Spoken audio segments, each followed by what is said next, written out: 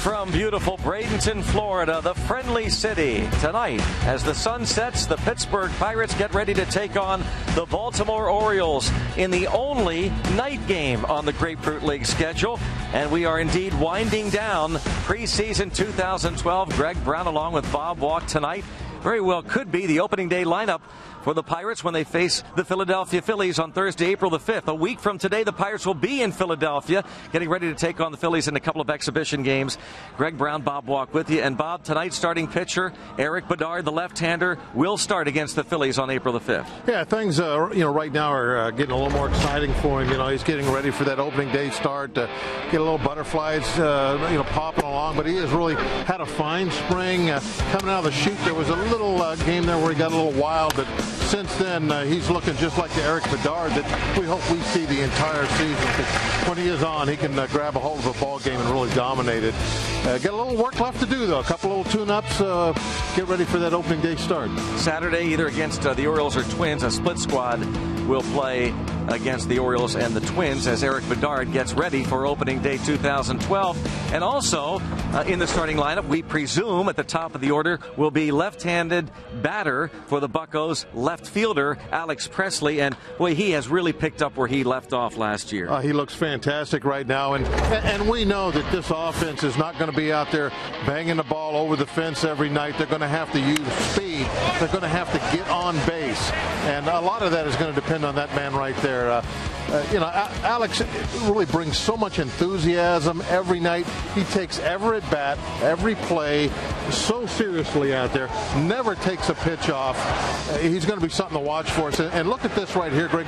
Look at that slide straight to the bag. Isn't that nice to see right there? I know you like that a lot. I love that. He's going to be so fun to watch this year. He really is. The Pirates should be a lot of fun to watch. And as we said, it's the lone night game on the Grapefruit League schedule coming your way right here on Root Sports. Eric Bedard, the opening day starter against the Philadelphia Phillies, gets the call tonight against the Orioles. We're in the home stretch to opening day. It's the Buccos and Birds coming up next from Bradenton.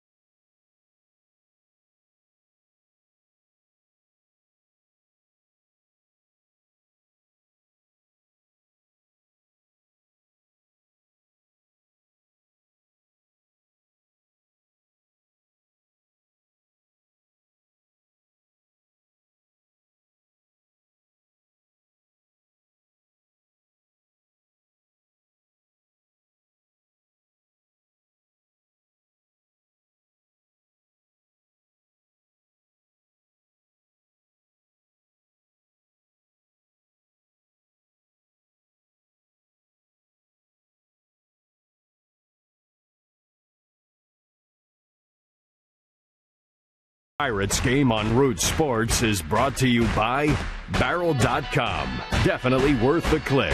By your Toyota dealer, where quality, dependability, and good MPG all come standard. Toyota, moving forward. And by Day Automotive, we're going to make your day. Let's go, Bucks! Yes, from McKechnie Field in Bradenton, Florida. The first and only night game on the home schedule. Grapefruit League action. And let's check out the weather tonight. Here in beautiful Bradenton, Florida, 76 degrees here, 42 in Pittsburgh, 42% humidity. The winds, well, there are at times looking like they're gusting out toward right field. Forecast a great night for baseball in the friendly city of Bradenton. Greg Brown along with a real friendly guy, Bob Walk. The skipper Clint Hurdle greeting his troops. And he's put together a lineup, Bob, that I think we could see. Yeah, it looks like opening day. Right, opening day. Yeah, got even Bedard obviously out there starting. He's going to be our opening day starter out on the hill. So it does look like the opening day lineup. Hopefully we can put on a good show tonight. It is, as you said, beautiful conditions. There hasn't been a cloud in the sky all day. A little bit of a breeze. The finest spring training weather-wise that I can remember in a long, long time. When they have had rain recently and they've needed it, it's been at night. Yeah, it's been perfect. When you're supposed to water things. Baseball, that's right. Baseball managers and general managers dream weather because it means that not one game, one workout has been delayed because of inclement weather. Not exactly what the players like. They want that one or two rainy days every now and then where they can kind of get a little bit of a break, do some inside work and maybe make it an early day. But well, it's been one of those springs. If you did come down a little out of shape, you're going to leave in shape. Check out the lineup that Eric Bedard will face for the Baltimore Orioles under Buck Showalter. Greenville's Nolan Reimold leads off in left field. J.J. Hardy, the shortstop. Nick Markakis in right. Cleanup hitter is Adam Jones. Matt Wieters, the all-star Gold Glover, behind the plate. Mark Reynolds, the slugging third baseman. Wilson Betemit is playing first base. The veteran Ronnie Polino, the former Pirate, is the designated hitter for the Birds. Robert Andino is at second base. There you see Bedard taking his final warm-up tosses, his numbers from last year. A pretty good ERA. In fact, that's a real good ERA nowadays for a starter, something in the mid-threes. Only 130 innings there, so he wants to work on that this year. It'd be great to push him up, get him around 200 innings. That would be more than enough, I think, in the Pirates' eyes. With Bedard's history the last few years of some injuries, to get even 180 is something that I think they'd be very happy with. Defense behind him. In the outfield, it's Presley, McCutcheon, and Tabata. On the corners, Pedro Alvarez, Garrett Jones. Up the middle, Clint Barmas, Neil Walker, and Rod Barajas. The catchers, the new names: Bedard, Barajas, Barmas, picked up over the winter by Neil Huntington. And they will play important roles throughout the game, throughout the season. As Pedro Alvarez hopes to play a very important role for the 2012 Pirates. I think everybody hopes he will. I mean, he's such a big piece of this offense as far as what it's going to be like this year. Maybe the biggest piece. You talk about what the Pirates are going to do with the bats. Underway here at McKechnie Field. Nolan Reimold, Greenville, Pennsylvania native. Last year hit .247, 13 homers. And it's 0-2. Hitting .179 this spring. Third time these two clubs have met in Grapefruit League play, and they'll play one more time on Saturday.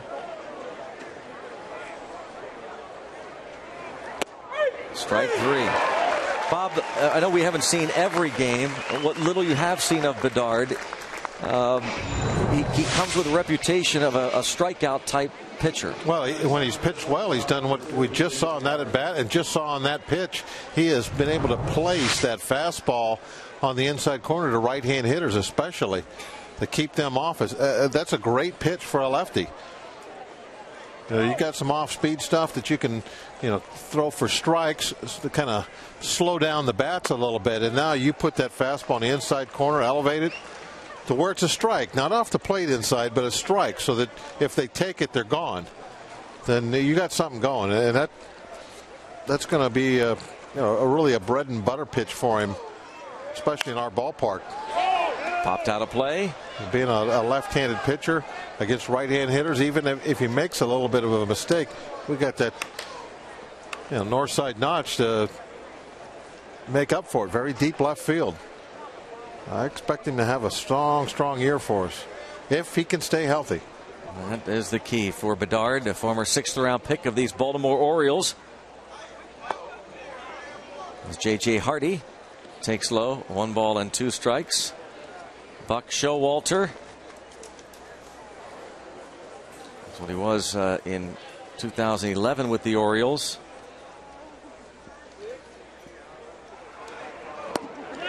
Cut on and missed. Back-to-back strikeouts. One looking, this one swinging. Classic back foot breaking ball.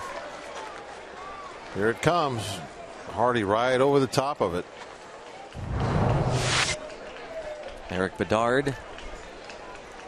So I'm sorry, Greg. He's come inside with that fastball for a strikeout. The back foot breaking ball down and in. Now with a lefty up there, let's see if he can get one by going away. First pitch, ball 1. It's a Nick Markakis. Doesn't have a ton of spring training at bats. Off-season abdominal surgery, coming back from that. Hitting .286 this spring. With 2 outs, a couple of punch outs for Eric Bedard. Opening day starter against the Phillies April the 5th at PNC Park, and it's 1-1. Last year, left-handed batters hit .245 against him. Righties .239. Pitched for the Mariners and then traded to the Red Sox midsummer.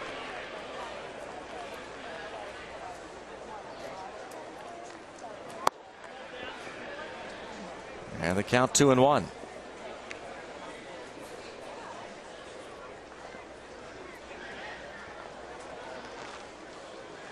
Look at what Alex Presley sees. A small little ballpark, isn't it? See that wide shot?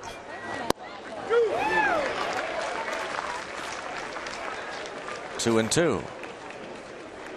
Cozy McKechnie. Yeah, that's definitely a throwback. There's nothing like it left in the Grapefruit League, or in Arizona for that matter. Well, he tried to. That was the pitch. Tried to paint that strike 3 in the outside corner. Just barely missed. A little smile on his face. There it is. Just off the plate a little bit. Although, from the camera angle, you really can't tell for sure. Checks a swing. Markakis draws the walk on the 3-2 pitch.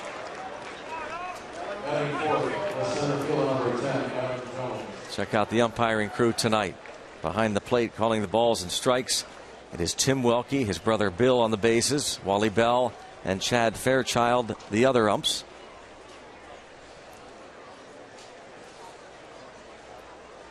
We're going to have a little different look at home plate on home games on Root Sports this year. Really looking forward to that. As far as checking out that strike zone, look at a new dead center camera that's going to be looking straight down the belly there, right?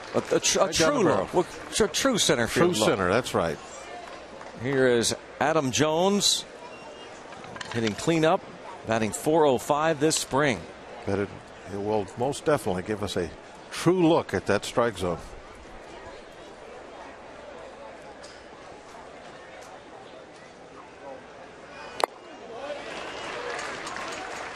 Oh, 0-2 on Adam Jones. Yeah, Bedard not throwing hard, just 86, 87, but a lot of no contacts on the fastball already. Classic sneaky quick lefty. Parts of 5 years pitching for the Orioles. Eric Bedard.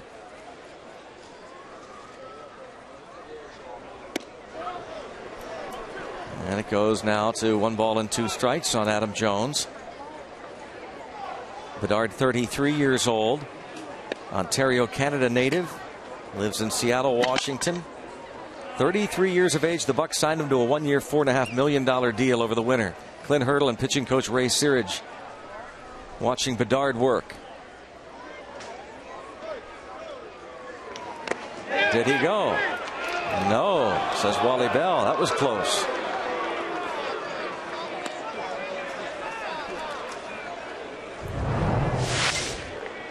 Watch the bat. Does it come across the plate?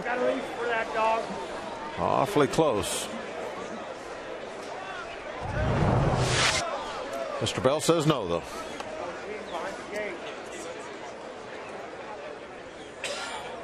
A couple of strikeouts, a walk, and now a 2-2 count on Adam Jones, the Orioles center fielder.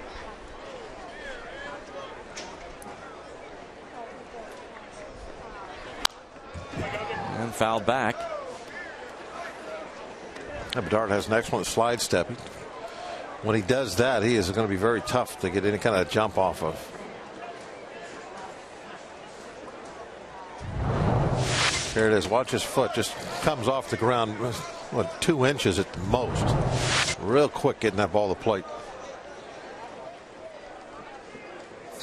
You get the runner flat-footed and then slide step, your catcher's always going to have a great opportunity to make a play.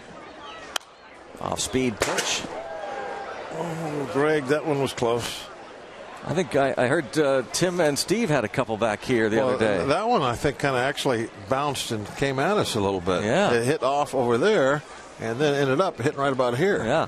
That's I don't like that. No. I don't like that at all. The ones that come in the air, that they don't bother me. It's those bounces that. Careful of the caroms. Yeah. That's the one thing about this ballpark, boy. If you're a writer or an announcer, you better be ready. There it is. Here's a good look at it. Look out, Bob. Right back at us. 2-2 on Adam Jones. Just underway at McKechnie. That was a look from true home. And he strikes out the side. Eric Bedard. Bedard is the opening day starter against the Phillies, and he starts off tonight with 3 punch-outs. Pirates come to bat.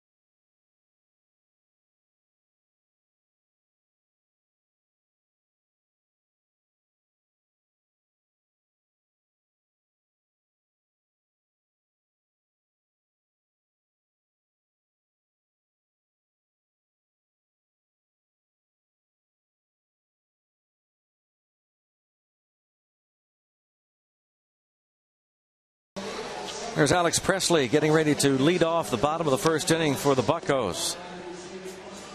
Check out the rest of the starting lineup. And as we said, very well could be the opening day lineup against the Phillies on April the 5th, brought to you by Toyota. Jose Tabata will follow, then Andrew McCutchen. Neil Walker hits cleanup. Garrett Jones is at first base. Rod Barajas behind the plate. Pedro Alvarez will hit 7th. And it's Clint Barmas and Eric Bedard. Tommy Hunter on the mound for the Orioles. You see his innings and record from last year. ERA not good. It's hard to judge ERAs anymore, Greg. It really has been acceptable now to have that ERA up in the higher 4s. Like that's almost like average, where I think if you go back a decade or so, you kind of had to have it in the low 4s to be acceptable. Anything in the high 4s, you were starting to look over your shoulder. But offense is really, what everybody likes to see. And so you got the smaller ballparks, all the new yards, not all of them, but most of the new yards are hitter friendly. And with expansion and so forth, you've seen those ERAs climb up over the years. The Orioles certainly hoping that he performs better this year than he did in his 11 starts, 12 appearances after being acquired from Texas. His Orioles ERA of 5.06 didn't help Buck Showalter's cause at all. Tommy Hunter, 25 years old, 6'3", 260. Presley, count of 3-1. Hitting .333 this spring, 15 hits and 45 at bats. He's drawn a couple of walks, has struck out 6 times. The Pirates have drawn the fewest walks in baseball in spring training. And they are among the top 5 in batter strikeouts among National League teams this spring. That's an area that Clint Hurdle has talked about often over the winter that has to change. Fewer strikeouts, more walks. And Alex Presley, who has 4 steals and 5 tries in Grapefruit League play, is aboard. Orioles defensively, Reimold, Jones, Markakis in the outfield. Betamit, Andino on the right side. J.J. Hardy, Mark Reynolds on the left side. And Matt Wieters catches Tommy Hunter. A couple of Gold Glovers. Markakis won a Gold Glove. A lot of people think Adam Jones should have a Gold Glove, and Wieters picked up his first last year. Easy double play ball for J.J. Hardy. Tabata bounces to Hardy, and Dino Betamit follow it up. Greg, when you're talking about the walks and the strikeouts, the walks, that's kind of hard, I think, in my mind, to force. I'll tell you why. But it's the strikeouts. That's what's kind of in your control a little bit. And most of the time, big strikeout numbers don't go with small walk totals. Usually it's the opposite of that. If you're getting a lot of strikeouts, you probably are getting a lot of walks because you're going into deep counts and you're taking a lot of pitches. You're not getting the ball put in play right away. Or you cut down on the strikeouts, you are getting the ball put in play, usually early in the count. But you're also now going to cut down on your walks. So it's kind of surprising to see they're like that. And the reason I don't think that the walks are really in your control, walks usually come from the pitchers being fearful. And when the Pirates over the last handful of years really haven't had a lot of home run type guys that make you fearful. And so a lot of pitchers, they're going to come at you. Like Hunter. Another strikeout. There's one right there for Tommy Hunter. 1 down, 0-0, O's and Bucks.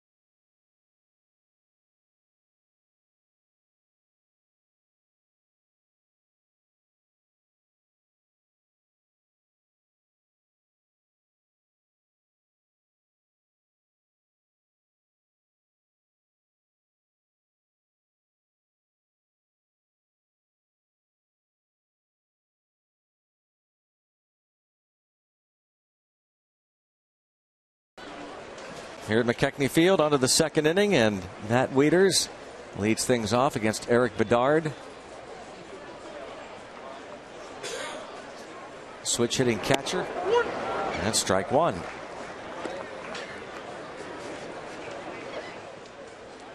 .22 homers last year for Wieters. An all-star appearance.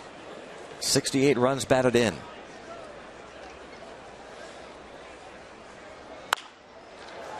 First ball put in play, and the backhand, Barmes. Take a look at that first inning, Bedard with the 3 strikeouts. Remember the first one, he just kind of painted the fastball inside corner, got that call. And then the back foot breaking ball, but went right back to that pitch I think we're going to see a ton of this year against right-hand hitters, where he stands them up with that fastball on the corner for strike 3. He faces Mark Reynolds now. Talk about strikeouts. Oh, yeah, you want to talk about strikeouts. This guy wrote the book. He'll hit a lot of homers. He'll strike out a bunch. Mark Reynolds.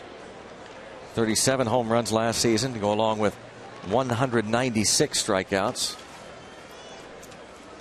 The former Diamondback.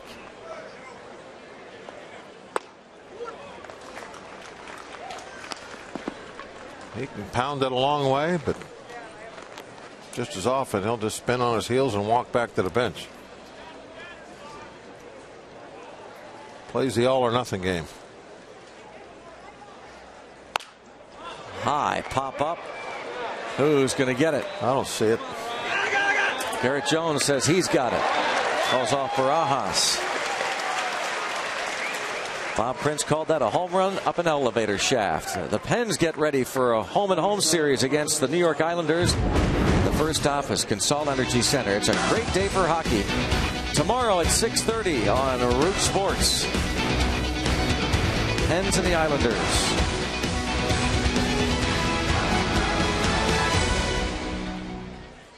Now that shot of the stands will look awful different next year, I think. They're going to really give the old ballpark a facelift before next spring. It would be the second major facelift in the last 20 years. In the mid-90s, they really redid this place.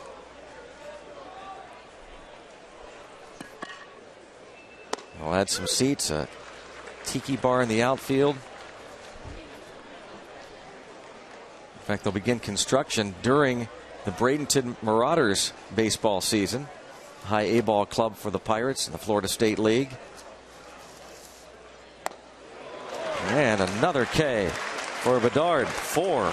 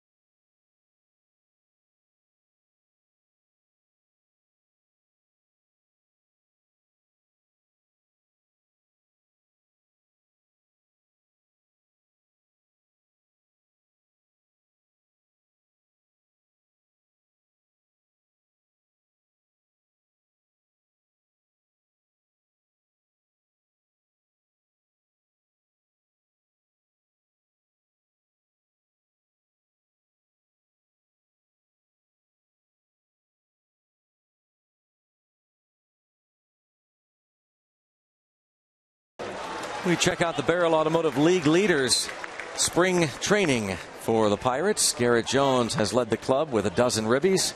Andrew McCutchen with 10. Matt Haig has been an interesting story with 9. And how about Jamaico Navarro, who had 4 hits yesterday? He's also driven an 8 on the spring. Alex Presley with 7. Yeah, Haig and Navarro, the guys on that list that don't necessarily have spots on the team. They're trying to do it with the sticks, compete their way on that 25-man roster.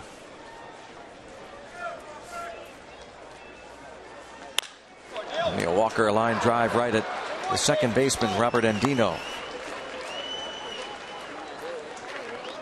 Walker 9 hits in 36 spring training at bats. And here is Garrett Jones. He hit an absolute monster home run on Saturday against the Houston Astros here at McKechnie. Gives him 3 spring training homers. Well, I saw one a couple weeks ago, was into a stiff breeze blowing straight in for right, and he still hit it 50 feet over the right field fence.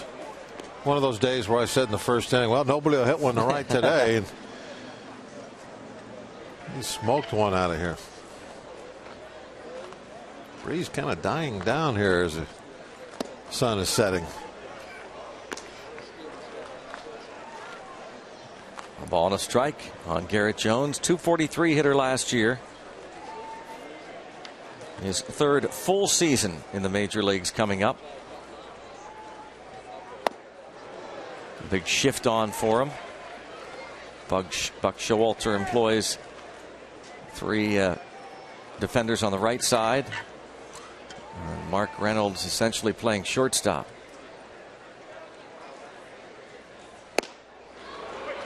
Got him. Second K for Tommy Hunter. A little mustard on the last one. Slowed down the bat with a breaking ball, and then this one's right down the middle, a little above the belt, and some heat on it.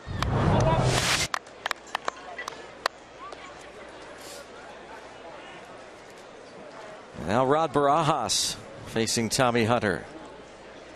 Barajas 9 out of 30 this spring.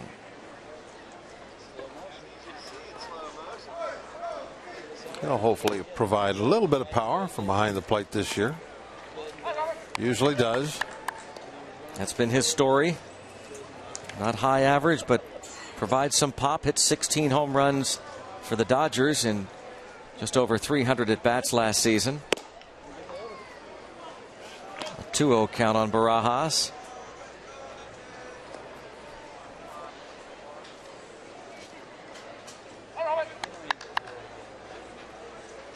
Former Diamondback, Ranger, Philly. And this popped up. First baseman having a little bit of trouble with it. And how about that? It apparently hit off the glove. Boy, Betamit could not track that one down. If it didn't hit off the glove, then Barajas is out, because the ball definitely hit him in fair territory. So the only way he's not out is if that nicked the glove at first. Yeah, it did hit the glove. Another look at this odd play as the ball comes back into fair territory, and Betamit has it tip off his glove. Now Pedro Alvarez to the plate. Looks like the air above McKechnie Field has got bad hops in it. Now Day Automotive presents our key matchup of the day, and for the Pirates it's Pedro Alvarez. Yeah, he's got to get it turned on in this matchup, going up against Hunter. You know, right-hand pitcher who's going to give you some fastballs to take a rip at. This might be the night that he can get the ball rolling. He's running out of time here in spring. Lays off the breaking ball. It's called a strike. But still, how many times have we seen it, Greg, where somebody just struggles down here, and then the season starts and it's like somebody turned a switch. It's always somebody like that. And I've seen it go the other way too. Alvarez strikes out. for the 14th time this spring. We'll talk to Clint Hurdle, the Pirates skipper, live coming up. 0-0 from McKechnie.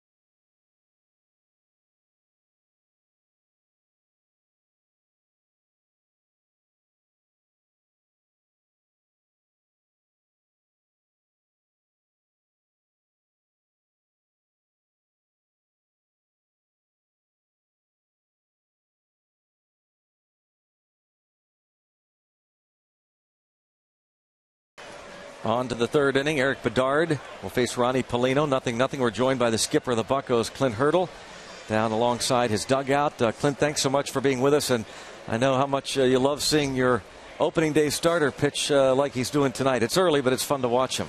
No, it is early, but when Eric's on top of his game and when he's healthy, he can dot that ball up. He can work at glove side, stand some right-handers up. Bob alluded to it before we came on the air. Spin the ball, their back foot, backdoor the breaking ball, and then the changeup becomes a very effective pitch. I think you saw one throw one earlier in the game that almost cut. Nice play there over third. Pedro Alvarez. What made you decide to go with Bedard? Just what he's done in the past, being the veteran and his success he's had over his career? Bob, you just answered it. Okay, yeah, there we go. And I called Koufax, and he said he wasn't available. That's another good reason. That's it with Eric. I mean, he has done it before. That doesn't make it a layup. We had some serious conversation also about Karstens with his development. And, the year he was able to give us last year as we looked moving into the season, whether we start with 4 or 5, what sets us up best, how do we stagger them and replace them to set us up best, as far as a lot of statistical analysis went into it. But then, Eric's got a slow heartbeat out there, and we're counting on his experience to lead the staff forward, and I think we're in a good place with Charlie. I think we're in a good place with AJ. Both those guys coming. Charlie, we're going to get more of a read on him his next outing, and AJ's going to throw a simulated game tomorrow. So we're going to have some depth. We're going to have some different looks off the mound. The starting pitching is definitely going to be our strength, like it needs to be anybody's. To center field, McCutcheon. Well, we only have you for half an inning, so got to be quick here, Clint. Compare this spring to your first as a Pirate skipper last year. Compare these spring trainings. A lot more information for me going in. Last year, I was seeing a lot of things fresh for the first time. I have a much better, a very solid working relationship with everybody upstairs, from Bob to Frank to Neil. I understand our player development program better, the scouts, and the personnel that's in the dugout, as well as the depth we have in the minor leagues. Plus, I think I have a better read on our ball club, what we needed to improve on, work on in spring training. And, the theme's been finish. And that's going to start opening day. It's finishing innings, finishing like Eric just finished this inning, finishing pitches, plays, at-bats, all of it. So we're looking forward to getting started when it's time. I still love Maddie's theme. That's my favorite, Clint. What is it? At the end of the year last year, it was, Dad, you guys are better. But this year, you got to be more better. His daughter, Madison. We got to be more better, boys. All right. Clint Hurdle, thanks. Head to the bottom of the third, 0-0.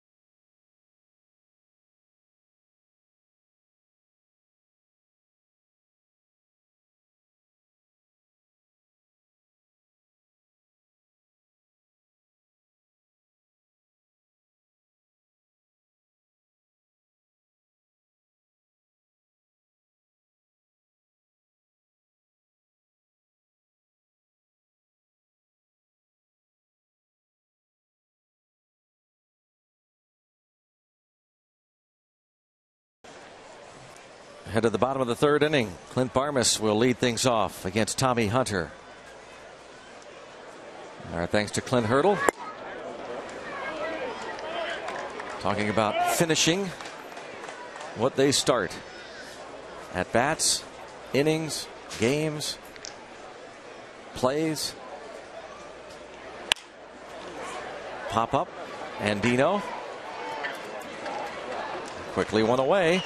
Let's go out to Lacey Collins, who has more on Pedro Alvarez. Lacey. Guys, have you ever tweaked your knee a little bit, taken an awkward step, and felt it linger for a bit?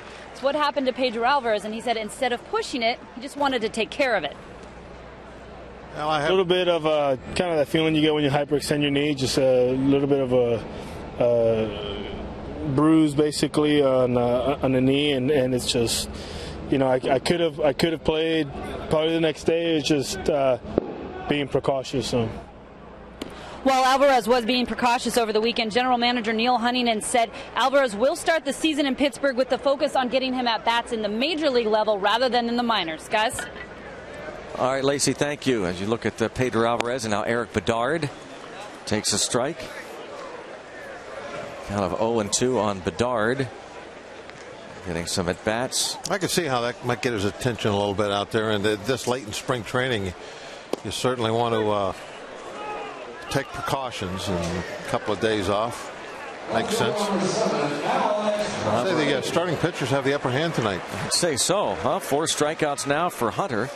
And back to the top of the order. Alvarez didn't let the strikeout affect his defense. He was right there to make the play on the line drive off the bat of Ronnie Paulino. Yeah, when you think about it, Greg, what we heard about Pedro coming up, it's really kind of been a pleasant surprise. The defense at third base has not really been a problem at all. More than adequate over there at third. At times he makes some brilliant plays, tremendous arm. But it's been the hitting, which we didn't think there was going to be a problem with. But that's the way it turns out. Is the hitting is a tough part for him, and pretty much got the defense down. Remember all the talk about, will he have to be moved to first base?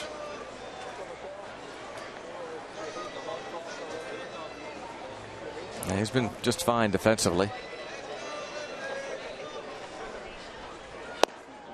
Still young, still time. It's just that, we so desperately as an organization want that big cleanup bat in the middle of the order that we haven't really had for quite some time now. And we know that, he has the pedigree to be that guy. A lot of expectations, a lot of pressure. Fly ball to left. Quickly, the Buccos go down 1-2-3. And through 3 at McKechnie. Spring training baseball. 0-0 Bucks and Birds.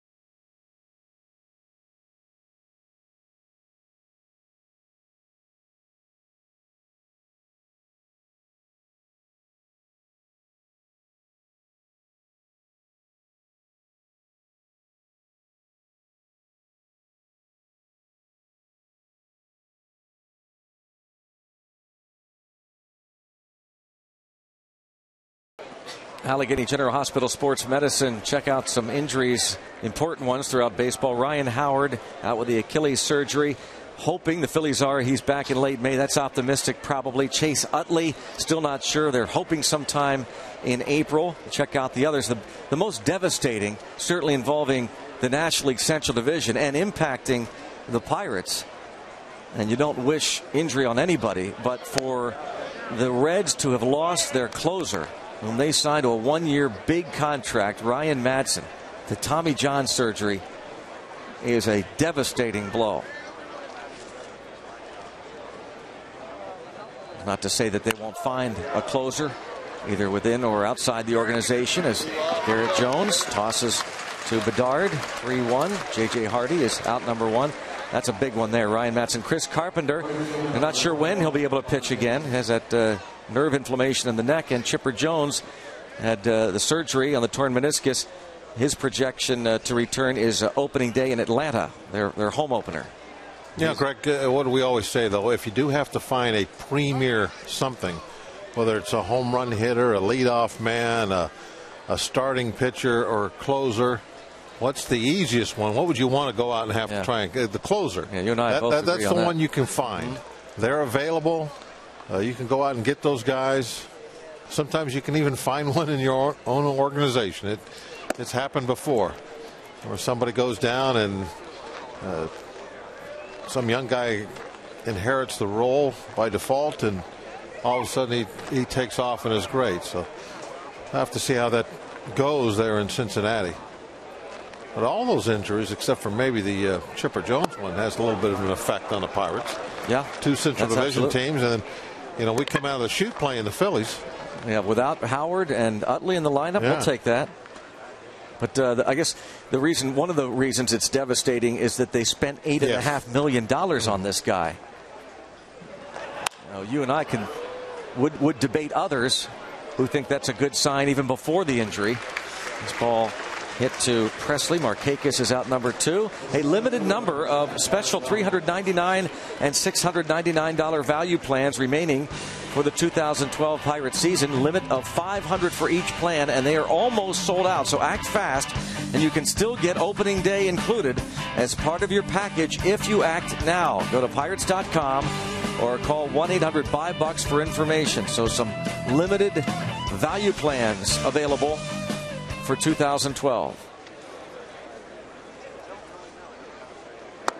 Strike 1 on Adam Jones. Well, they don't have to spend that money on the amateur draft anymore, so they'll have a little extra. The slotting, probably save themselves a lot of that $8 million right there. But I know what I'm just kidding. I know what you mean. That is a big deal with a smaller market team like Cincinnati. Put that kind of money out there and then get nothing in return for it.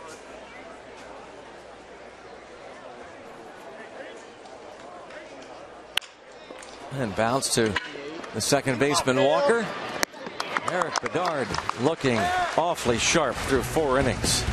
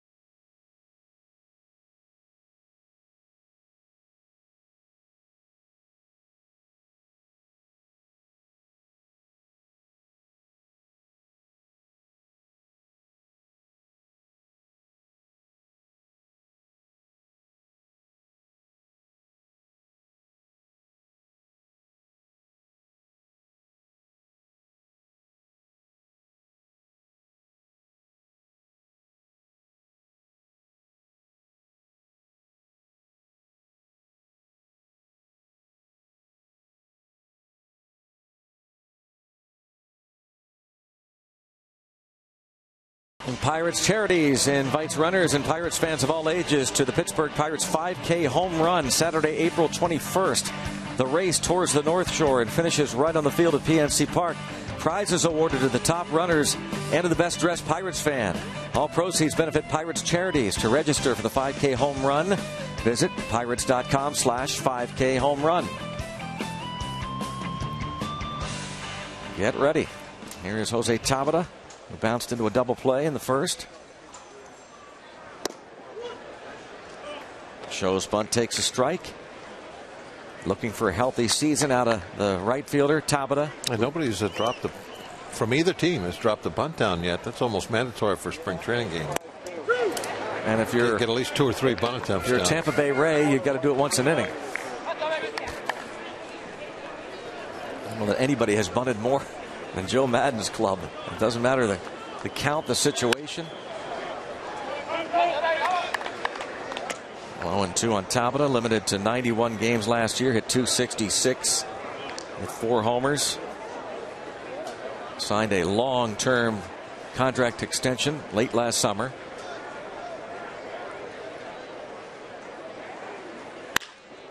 Bounce to the left side. J.J. Hardy, the backhand, and gets Tabata. Both pitchers working quickly, throwing strikes. Ball being put in play now. Tommy Hunter retires Tabata. Hunter has struck out 4. No hits for either club. That Barajas pop-up was dropped by the first baseman Bedamit. Presley walked to start the first inning. The only 2 Pirates base runners. McCutchen struck out looking in the first.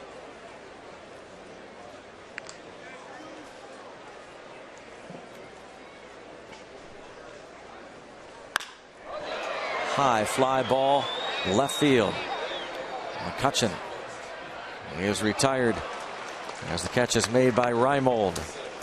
The Pirates' spring theme is to finish. You heard Clint Hurdle talk about that. Finish what they start. And this year they want a full season of strong baseball. Learn how they will carry out this theme and more about the upcoming season on a new Inside Pirates Baseball 2012 season preview Thursday at 6 here on Root Sports.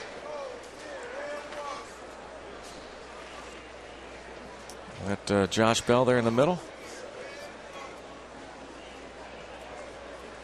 Pirates' second-round pick last year behind Garrett Cole made the journey over the short trip from Pirate City. Several minor leaguers are here.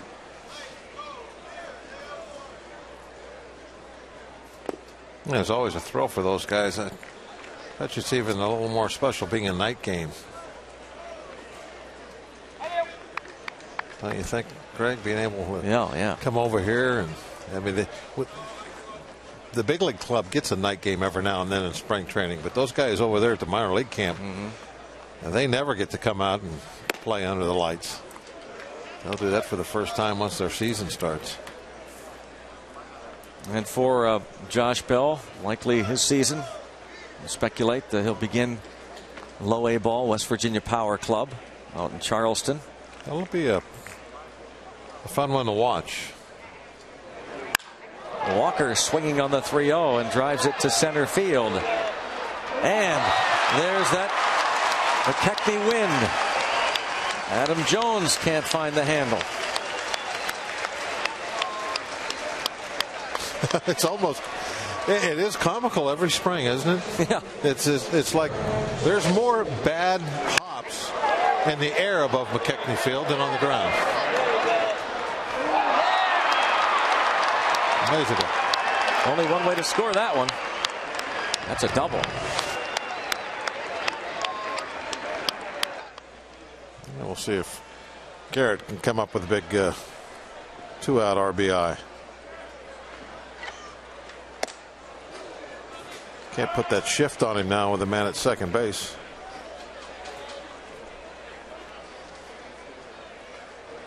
Didn't somebody though last year do that against us and we with a man at third? Remember that? Yes. Baseman. Yep. Out of shortstop. Yep. Oh, stabbed by Hunter. Hard hit comebacker, but he makes the play and the windblown double. Doesn't amount to anything. We've completed 4 innings now. It's still 0-0.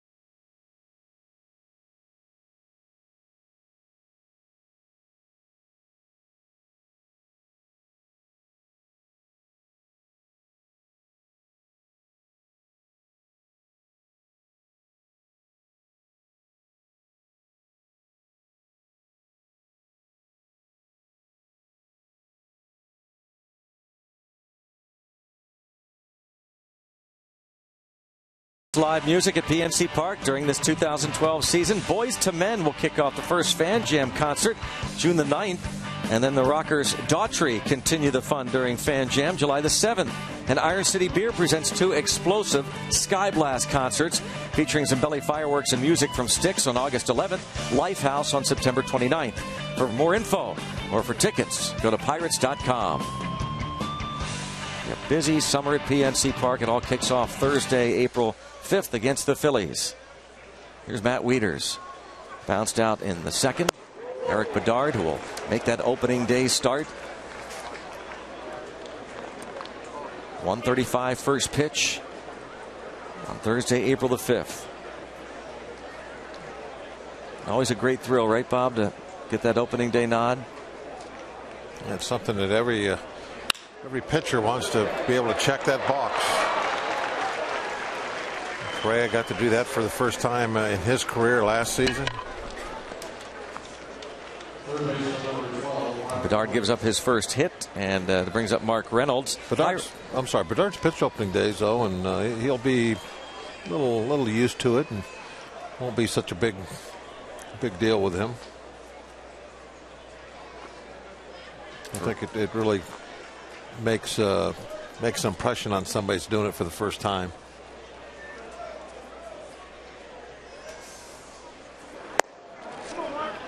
Reynolds popped up in the second.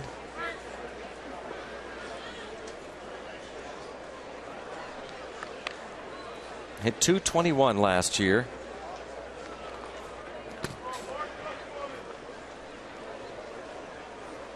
The Orioles were 69 and 93.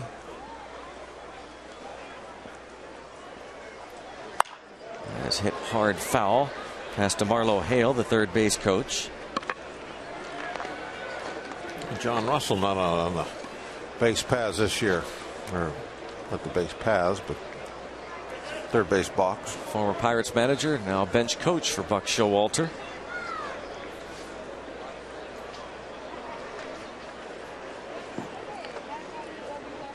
Bucks 8-13 this spring. The Orioles are 9-9. We mentioned they'll play one more time this spring.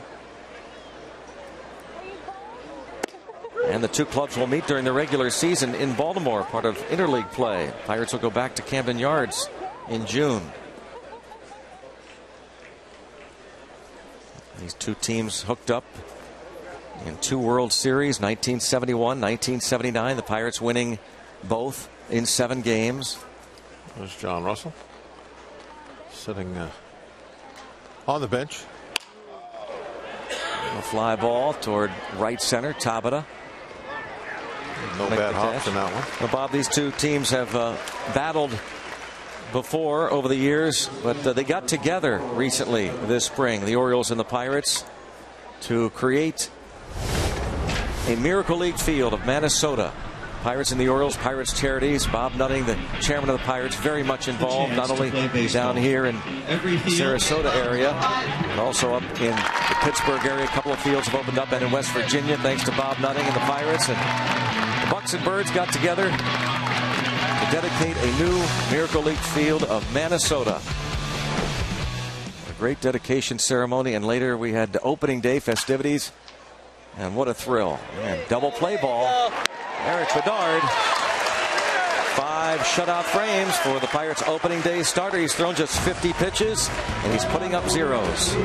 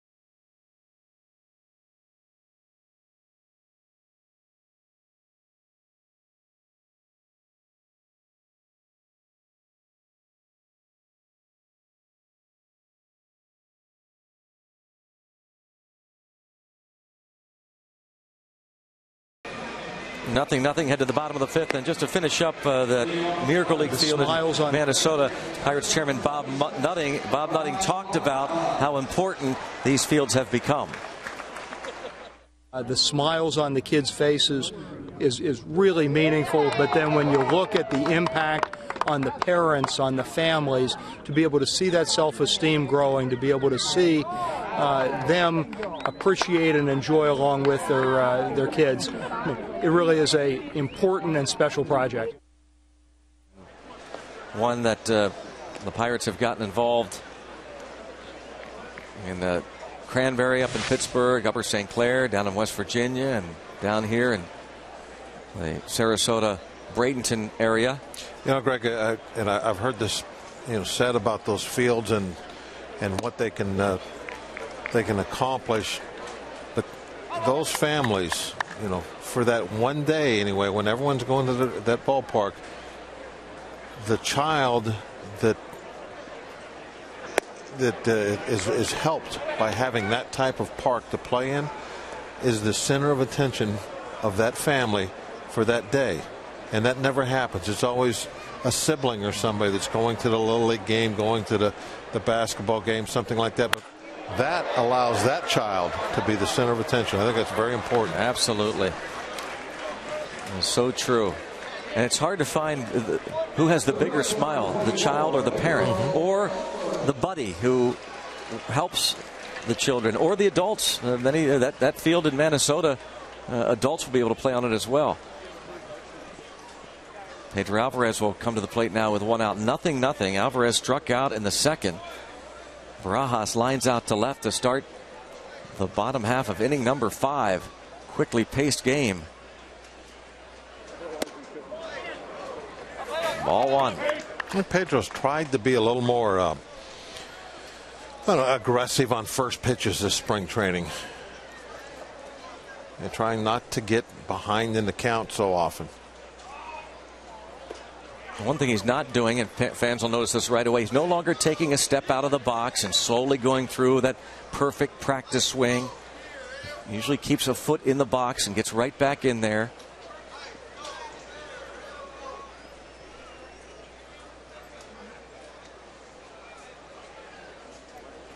For the longest time, after every single pitch, he would get out.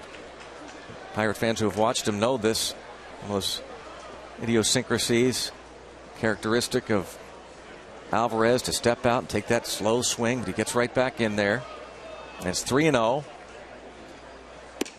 And he takes a strike. Another fly on this one.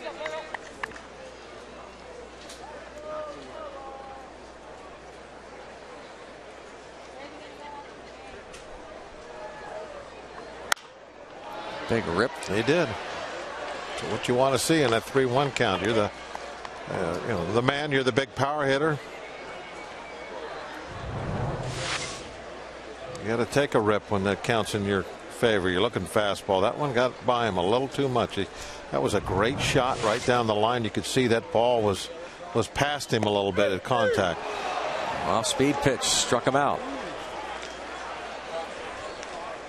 Alvarez thought that was ball 4. Instead, it's strikeout number 5 for Tommy Hunter. It might have stayed up a little bit.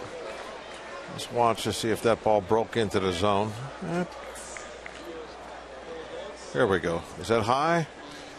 And when it crossed his body, you saw it was right about where his bicep is. You can see why it looked high to him anyway. I love those side shots when we're looking at that strike zone up and down. Get the true look.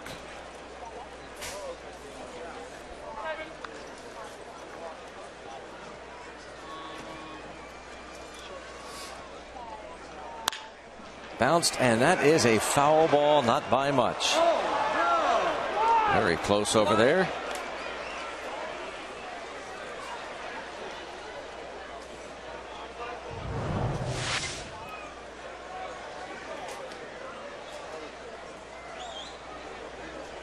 Not by much, was it? Ball did bounce, though, just right by the bags. Gave Wally Bell a good look at it. That's a lot easier play to call. 1-2 on Barmes. There's Wally. Good speaker. Does some good stand up. Been at a couple banquets where he's been at. Get the crowd laughing pretty good.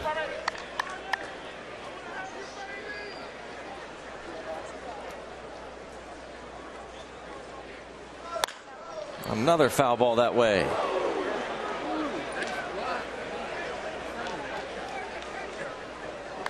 Still 1-2 on Barmes. 33 years old. Hit a dozen home runs last year with the Astros.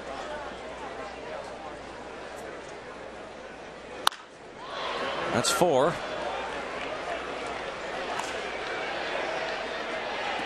Bell's going to keep it.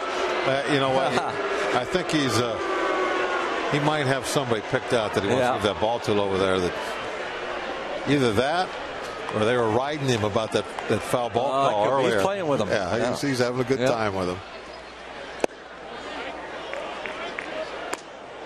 They're probably on him about calling that ball foul earlier. So now he's going to mess with them a little bit.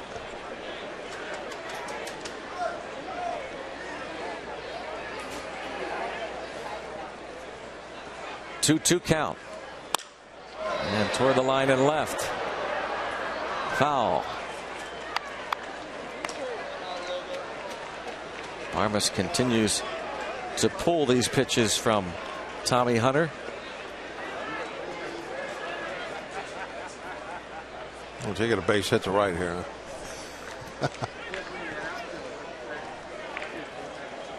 Let's shoot a ground ball through that right side.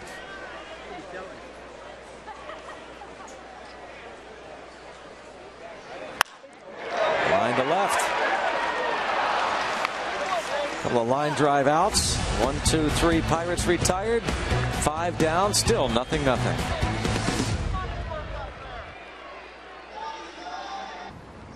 Yeah, it's the CRV. It's a 2000.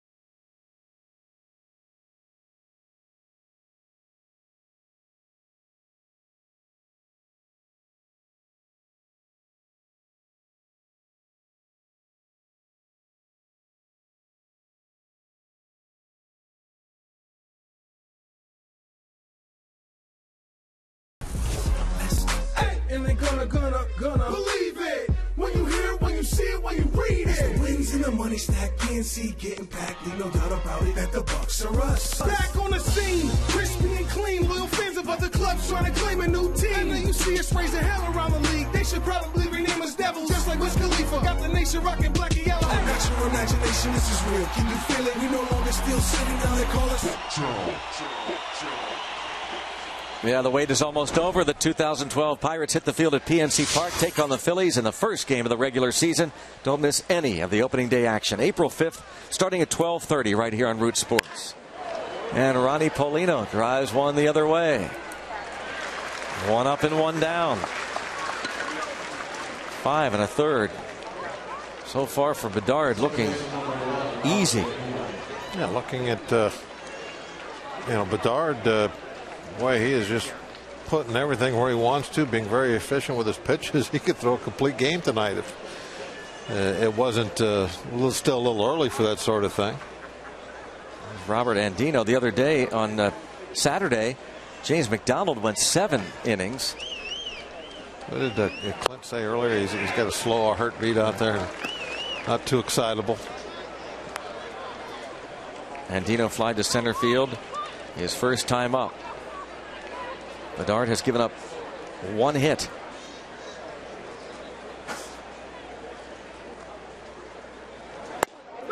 And quickly 0-2. Starting pitching for the Pirates is going to be the story as far as what the record's going to look like at the end of the year. Definitely was the main factor in last season's team, and it'll be the same thing. Alvarez on to first. Oh, there's that arm. What a cannon. Yeah, he does have a cannon. And we were wondering about Wally Bell, what he was doing with that foul ball, the third base umpire.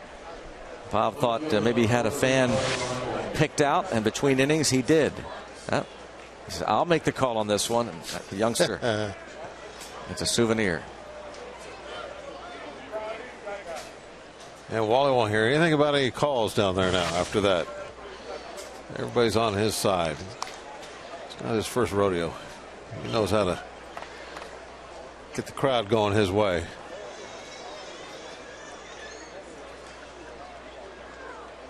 Nolan Reimold 0 for 2. Fouls us out of play. We want to send along our very best wishes to a group. Michelle Mejia, who is the director of community relations for the Pirates, tells us that her cousin was deployed to Afghanistan this past week. Mike Cippinelli, his wife Courtney watching tonight, kids Avery and Michael, family and friends all watching this telecast. They're going to record it and send it off to Mike. He's a big Pirates fan, and we wish him the best, and we thank him for his service. Thank you very, very much. It's quite a sacrifice for everybody involved, the families.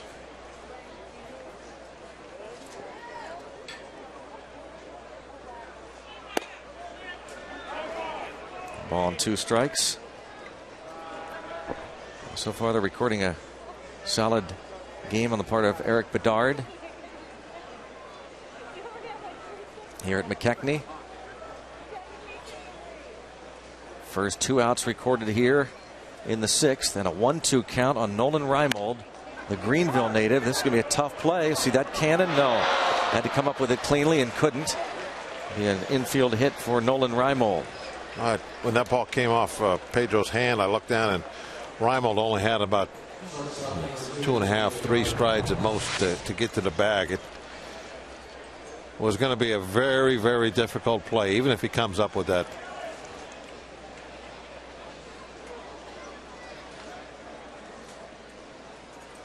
Not much you can do. Have to do or die. Hope you can pick it with the fingers. It's not easy.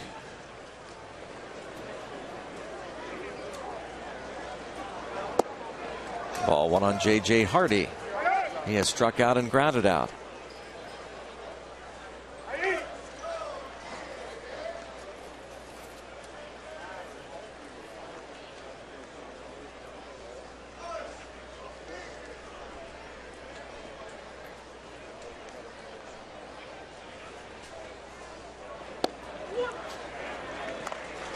Hardy's always carried that bat so far out in front of him when he's standing there waiting for the pitch to come in. A little bit unusual. I don't think it's out there quite as far as when he was with the Brewers, but he still pushes it way out from his body. Almost has the elbows straight. He's headed up the middle. A base hit into center field for Hardy.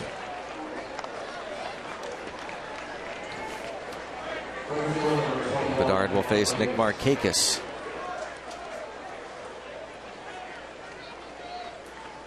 Bedard looking for that last out here. Get out of this one.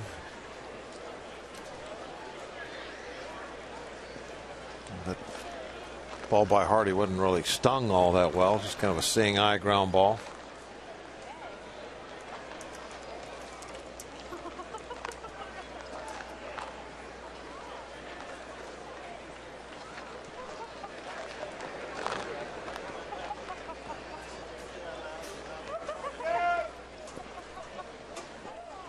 Two on, 2 out, nothing. Markakis has walked and flied to left. Facing the 33-year-old Eric Bedard. His last time out was against the Yankees in Tampa 6 days ago. This is his 4th official Grapefruit League outing. Well, that ball going to drop in front of Presley. Got a shot at the plate. They're going to hold the runner. Even with 2 outs. Third base coach for the Orioles, DeMarlo Hale, holds Reimold, and they're loaded with 2 outs for Adam Jones. I think he made the right decision. Presley all over that ball quickly on one hop. Wasn't playing all that deep anyway. The ball was hit sharply. Here he comes. He's right there. And he's in his crow hop before Reimold even got to third base. Any kind of an accurate throw would have had him.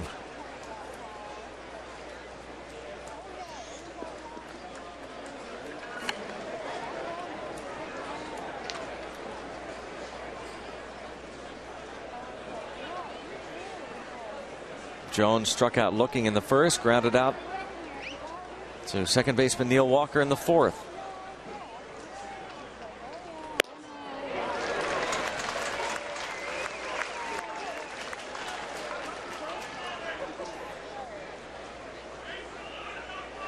You know, the radar gun really doesn't light up when Bedard throws the ball, but you see some of the hitters' reaction and how late they are on the fastball makes it look like he's throwing about 95. Sets that all up with the location and good off-speed pitches. Great changeup right there. Now he really has Jones set up with that high fastball and the changeup. Well, you know, at least once he's going to try and paint him inside. Might this be the time? He might double up in there 2 times in a row. At third base, Reimold, J.J. Hardy is at second, and Mark Hake is at first. Reminds me a little bit of Tom Glavine. His style of pitching. Away. Just to show it to him. I wasn't going to throw a strike with it. Just try and get him leaning a little bit further out over that plate. He's going to try and strike him out looking with a fastball in the inside corner. Get it up about belt high. Yep. This pitch. Got him swinging. Eric Bedard thrilling this McKechnie Field crowd. The new Pirate left-hander has blanked the Birds through his 6 innings. It's 0-0.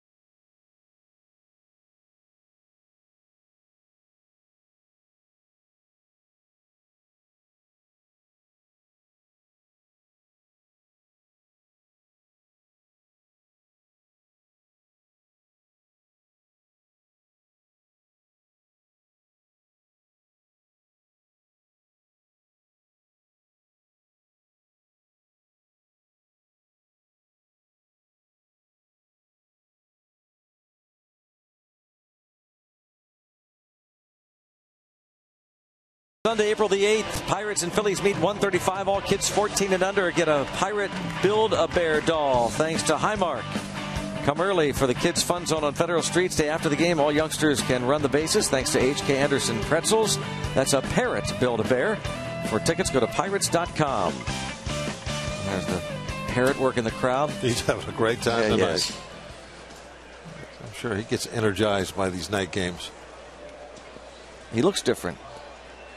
He looked different there. That's the bouncy parrot. Strike on Bedard.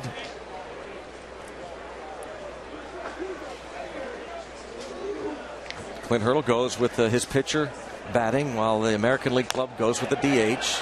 It's been pretty standard in Hurdle's 2 spring trainings. 0-2 on Bedard.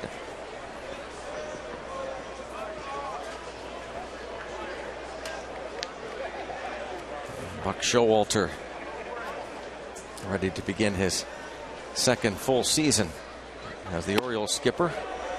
I'm glad he lets him hit during the spring training. For years, everybody would make fun of me when I said we should have the pitchers hit more. Now I don't hear that anymore.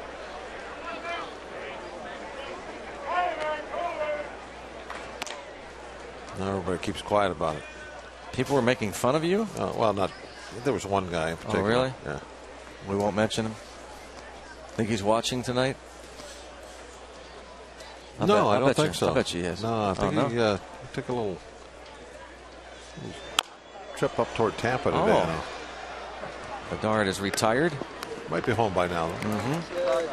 Well, he did ask me to say hello, by the way, speaking of John Wehner. A belated happy 50th anniversary to Rich and Bernice Goodall. They actually celebrated 4 days ago. But on behalf of Rock, Happy 50th wedding anniversary, Rich and Bernice Goodall.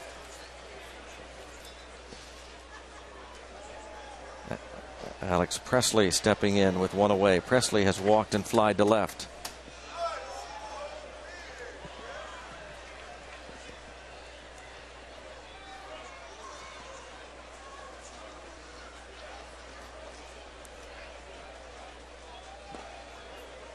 Strike on Presley. Number 7 on his back this season. What did he wear last year? 44? Is that what it was? It was 44. Towards center. Still nothing easy. 2 outs. Thought Jones was going to misplay that one. Keep shaking You his got to head. be kidding me with this place. This is the what do you got? The Bermuda Triangle for fly balls.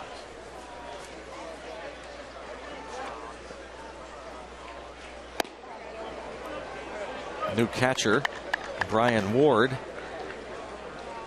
behind the plate for Tommy Hunter. 2 outs in the 6th. Well, is that right? That's not correct. No, that's Wieters. Yeah. Have to correct them up here. Unless they changed jerseys too. It says Wieters on his back. It says Ward catching. That looks like him. Yeah. Now it says scratch that. Chop to third. On the first. 5-3. 1-2-3. Go the Bucks. Old Main Street in Bradenton, Florida. Orioles and Pirates 0-0.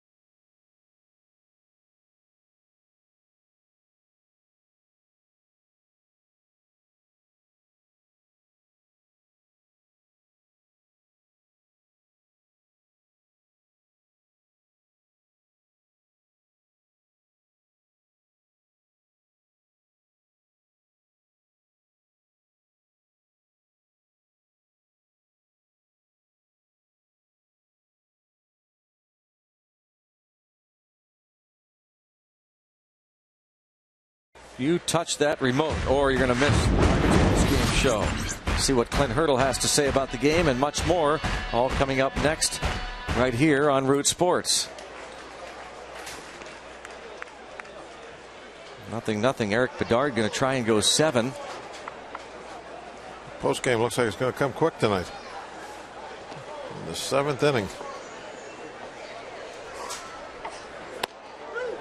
And quickly 2 strikes on Matt Wieters, who's bounced out and singled.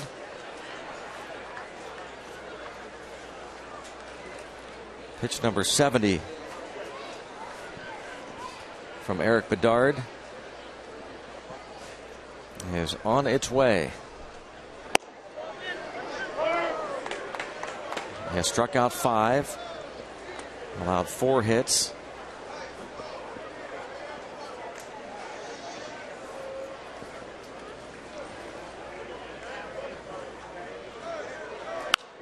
He'll have one more start before opening day. That will come either against the Orioles or Twins on Saturday.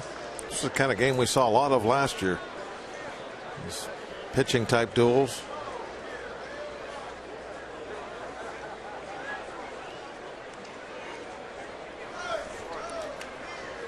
Kent DeCalvi over there chatting with Ray Searage. He's got to be loving this game, watching Bedard.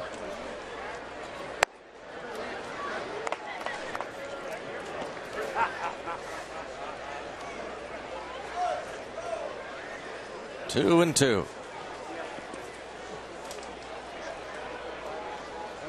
It's going to be, for me, Greg, a little bit of an interesting decision to see if they go with 4 starters or 5 starters when we leave and get the season going. So that's going to have an effect perhaps on the bullpen and what decisions are made there. And Bob, I'm getting the impression that it would almost be an upset if they do go with 5 at the start. Well, that's what I've thought all along, but it hasn't been announced, so you kind of start to wonder. Ball lined to the gap in right center. The hardest hit balls of the night. A double for Matt Wieters to start the 7th. We know that Bedard will pitch April the 5th, and Jeff Karstens will pitch Game 2 of the regular season against the Phillies on April the 7th. April the 8th, that nod will go to James McDonald. Then another off day before the Pirates even need their 4th starter, Kevin Correa, against the Dodgers. Charlie Morton likely to be the 5th starter, but they don't need a 5th starter until the 14th of April. So Neil Huntington talking yesterday that's one of the decisions they're going to make soon. 11 or 12 pitchers to start the season. And that would impact, therefore, the extra position players. Right now, it's assumed that Josh Harrison and Jamaico Navarro are battling it out for a spot along with Matt Haig, or even Jake Fox. But 3 of those 4 guys could make the club.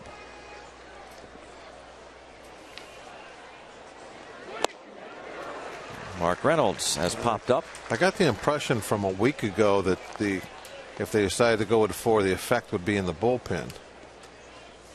I wonder if that's still going to be the way or not. That they allow them to take an extra bullpen pitcher. We asked Neil Huntington, Bob, yesterday about Brad Lincoln's start yesterday, which really was done to get the starting pitchers in order. And this little flare could lead to a run, and it will. Just a little flare to right on an 0-2 pitch for Mark Reynolds gives the Orioles a 1-0 lead.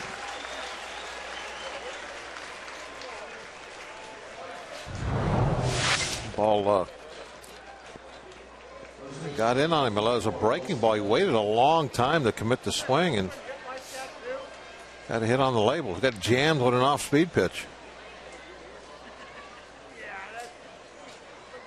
The breaking ball is coming in on him.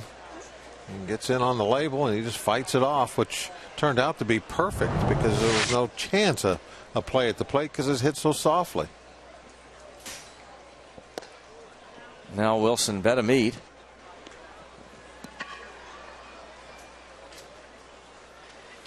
Jason Grilli is loosening in the bullpen. Asked Neil Huntington about Brad Lincoln's situation, and if Brad Lincoln were not part of the bullpen, and there's another hit, putting runners at first and second with nobody out, then who might be a long man out of the bullpen if not Lincoln? And Neil Huntington mentioned Chris Rhysop could go more than one. Chris LaRue. He even mentioned Evan Meek, who went 2 innings yesterday. He mentioned Tony Watson. He mentioned Juan Cruz and Jason Grilli. And here comes Clint Hurdle. Going to call on Jason Grilli. So Eric Bedard pitches 6 shutout innings, then gives up a hard double, a little flare, and a solid single here in the 7th. He gets his work in.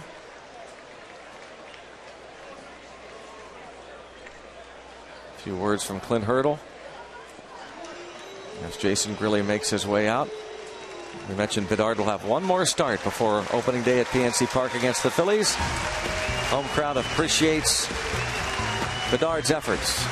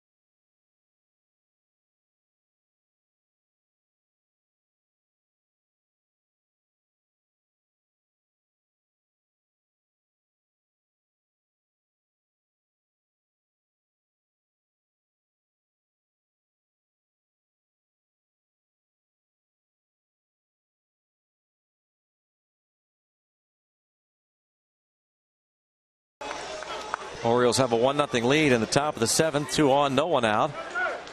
Watching spring training baseball on Root Sports. Eric Bedard back to the dugout, and Jason Grilli takes over. And the line for Bedard so far. I think he's going to be very satisfied, don't you, with tonight's work? Really a good tune-up. Got that one more to go. He looks to be right on schedule.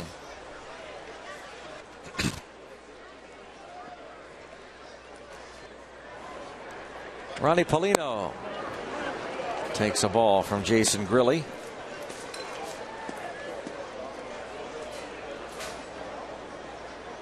Last season for Jason Grilli. Picked up early in the summer.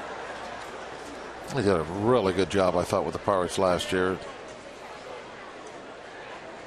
Showed an ability to get a strikeout when he had to. Snap throw to first, and Jones applies a late tag. Barajas gunned it down, trying to catch Betamit. A little strategy there. You could see Jones had jump over before that ball even got home.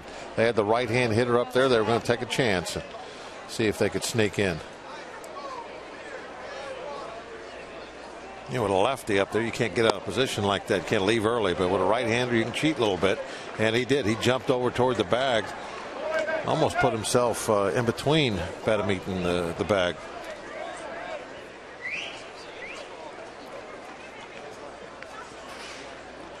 A 3-0 count on former Pirates catcher Ronnie Paulino.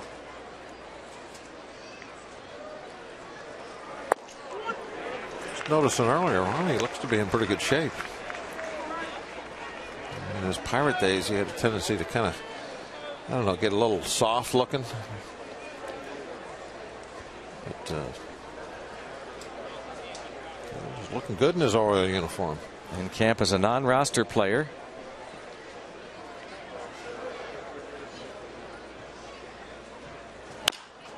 And a chopper. Here comes Alvarez. Throws a flyer past Garrett Jones into the seats. Oh, we were bragging about his defense. You knew it was going to happen. Absolute routine play. And if there is one flaw in his defense, I guess that's it. The routine play. As you see with a lot of young infielders, they'll wow you with some great something, and then just a simple thing like just throwing the ball across the infield from already being 2-3 feet on the grass. Couldn't get it done.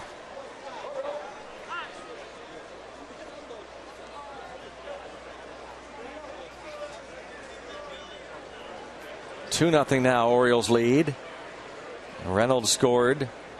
Betamit to third, Paulino to second. The batter, Robert Andino.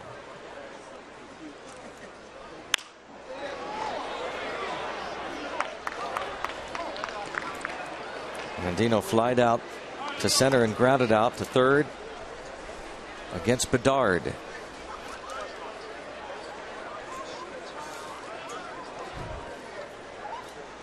Infield back, 2-zip birds.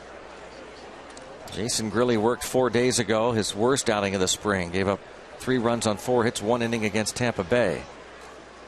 First time he had given up a run all spring. This is his 7th outing. The 36-year-old Michigan native started last year at AAA, the Phillies organization, and you saw the good numbers he put up after the Pirates acquired him, signed him as a free agent on July 21st.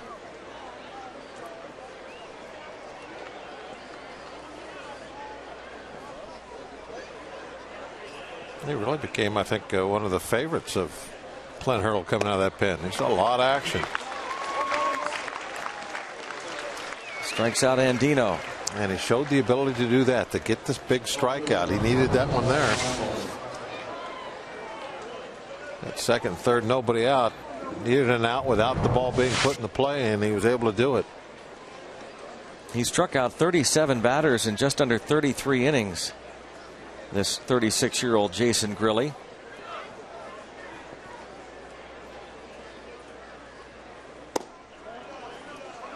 Ball 1 on Reimold. showed good velocity on his fastball throughout the season, all the way to the end.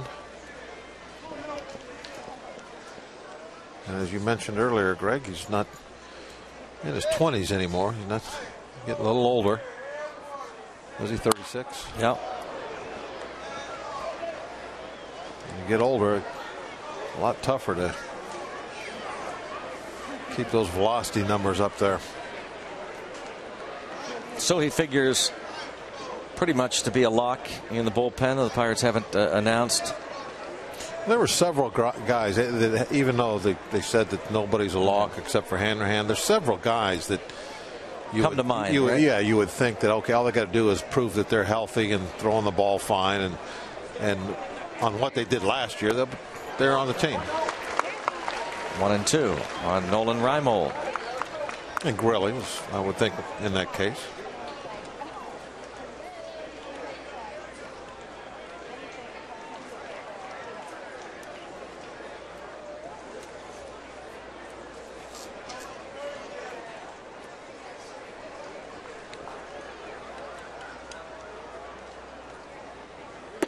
We talked a moment ago about Neil Huntington's response to the question about who could go more than an inning if need be out of the bullpen. He mentioned Grilly and Rhysop. Chris Rhysop will start tomorrow against the Phillies. That's to allow Jeff Karstens, who's due to pitch tomorrow, to pitch in a minor league game and not face those Phillies and Cliff Lee. Oh, just missed. Barajas certainly thought they had him. Grilly wanted it. Now 3-2.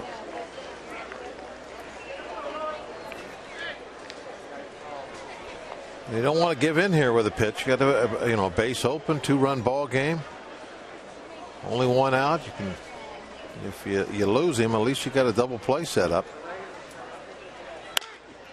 And wow, hold that runner at third. That'll work just as good as strikeout. Beautifully done.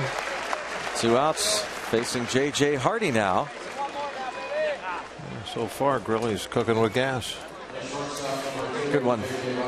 Mid-season form, Bob. A little rusty, Greg. A little rusty. I need to get the guide out and look at the glossary of medical terms. Is that new this year? Yeah. Oh. I had a lot of fun with that the other day on the internet game.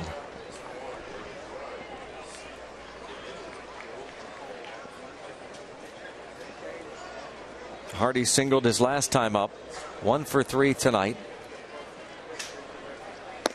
At what point of spring training do you really start? Because you mentioned he'd like a strikeout here. I know you want to get guys out, but when do you really take it seriously? Well, I think it depends on what you perceive as your situation on the club. With Grilly, I think he's got to be pretty sure of himself because of what he did last year. So, I think he's been relaxed all spring. But coming into this situation after the throwing error with second and third, I think he's taken this as a challenge, to show everybody, okay, I'm definitely the guy you saw last year. I'm still him. He gets out of this situation, he's going to be very pleased. And I think he'll. Oh, look at that pitch, full. I mean, look at J.J. Hardy there. He's taking this very seriously. He is. He absolutely is. He's pumped up. He wants to strand those runners.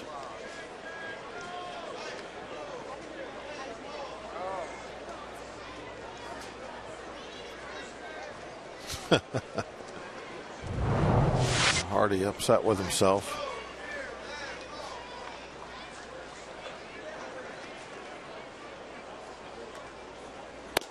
Oh, beautifully done. Took it as a challenge. He's serious. That two-base error. Oh, look at him. He really is serious. Yeah. Gonna keep it right here for a 7th inning stretch, spring training style. This great old ballpark, McKechnie Field in Bradenton.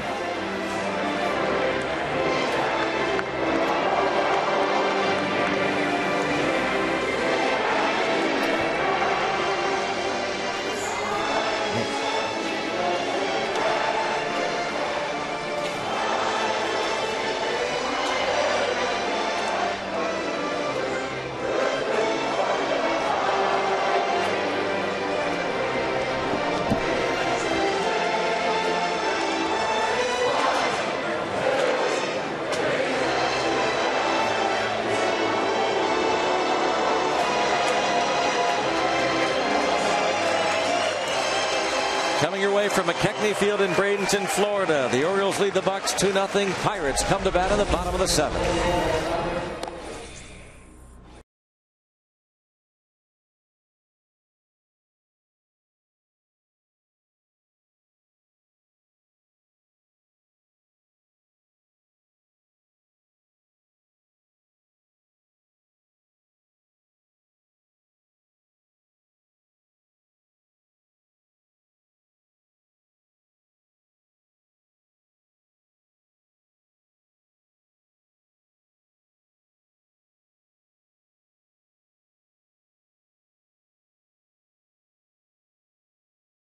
Bedard tonight. Oh, he was real good with that control today, just in and out, up and down, really standing up those right-hand hitters with that fastball. You know, something that Clint Hurdle mentioned when we had him on, and just the style that we're going to see all year, where he can actually put a number of pitches where he wants to. He's got that kind of command, that kind of control, and we got a nice taste of it tonight. 2-0. One of those runs unearned. Eric Bedard 6+. Take a look at the game summary. 2-0 Baltimore going to the bottom half of the 7th. Stan Savran is with Eric Bedard. Stan? All right, Greg, thank you very much. Eric, you went into the 7th. Was that the plan before the game, or did they extend you because you were so efficient with your pitches? Yeah, the plan was just to throw 80 pitches, regardless of innings, and just get my arm strength going and try to get to 100 pitches by the end of spring. This is your next to last start before opening day. Are you at where you would like to be, especially perhaps fortified by tonight's performance? Yeah, I mean, it's spring. I mean, you just try to get your arm strength up and the pitch count up, and that's all you try to do. What about in terms of your control? You were ahead of the hitters almost the entire night. A couple of bases you did give up were just infield scratches. Early on, it was the sun. I think I was throwing invisible, but you know, you just do the best you can, throw strikes, and try to be efficient. Last thing, Eric, are you at where you would like to be 10 days out from the opener? Yeah, I mean, I feel good, and I'm at 80 pitches, so that's where I want to be. All right, Eric, thanks. Nice job tonight. Thank you. Okay, Eric Bedard, Greg, back to you and Bob. Okay, Stan, thank you. Thanks to Eric Bedard.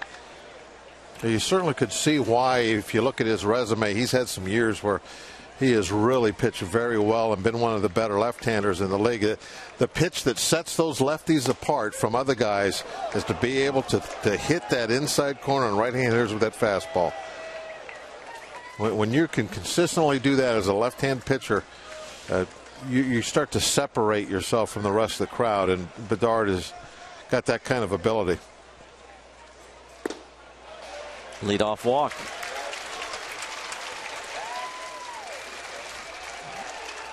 Right away, new pitcher Jim Johnson gives up a free pass. There's the Orioles right-hander, Jim Johnson. Now faces Neil Walker. Buck Showalter starter Tommy Hunter went 6 strong innings. Just 1 hit allowed. That was the wind-blown double hit by this man, Neil Walker. Hunter walked 1, struck out 5.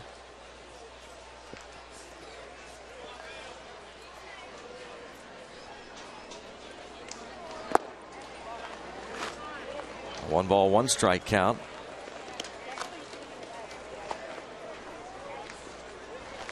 Johnson, a candidate for the closer's role.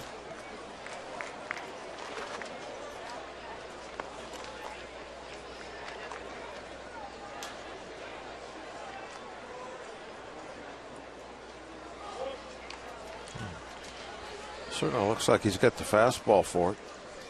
6'6", 240 pounds. Originally from Johnson City, New York. Lives in Sarasota now. 5th round pick of the Orioles. I don't know if I would have moved if I had my own city. I know. I got to stay there. Robert Walk from Walk City, California. Yeah, wouldn't see me leaving.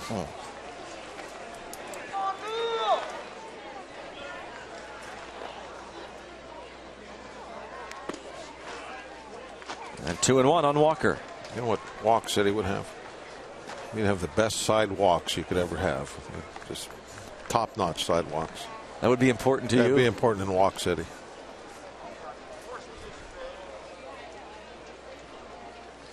There are a lot of signs that said walk, don't run. Oh, yeah. Line foul. Neil Walker lined out his first time up. 10 hits in 37 spring training at bats for Walker, who figures to be the cleanup man, at least at the outset of the season. Hit cleanup a bunch last year. Drove in 83 runs. You know what you'd also need in Walk City, Greg? A good place to fill your car up with gas when you don't feel like walking. You know, when you really want to ride around. You know, like, there we go. That's a nice place there. I'd have one of those in Walk City. little Brownie Automotive. Well, I'd be proud to have my automotive service in Walk City. We could negotiate a price. Give you a break on the property tax. Yep.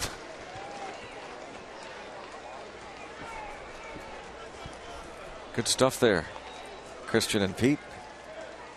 Adam, Jason. Runner goes. Pitch is driven to left. McCutchen will head back to first.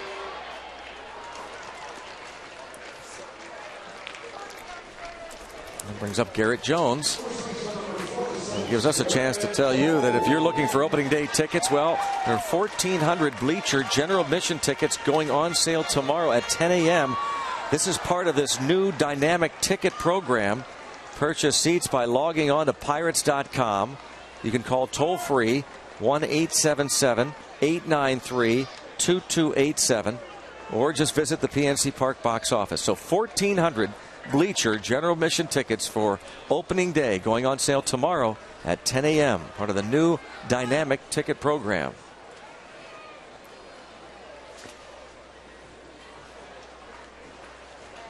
Jones has struck out, bounced out. Well, Jones, a big, tall guy, big leg kick. You think he'd be a little on the slow side. We don't have a stopwatch on us, but I think he'd be a little slow on his delivery home.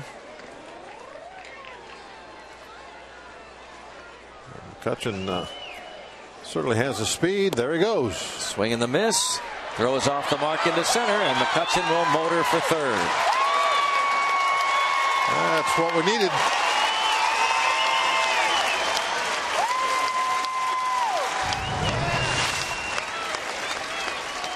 Look, he's halfway down there before that ball gets to the catcher. A very poor throw by Wieters.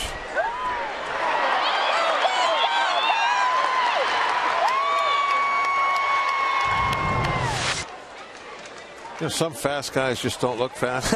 You're right. He looks fast. Does. He does look fast. When he's running, he looks like he's motoring. Yeah.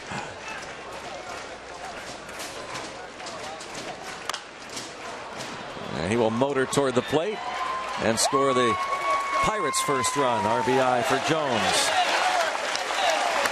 Chalked that one up to good speed.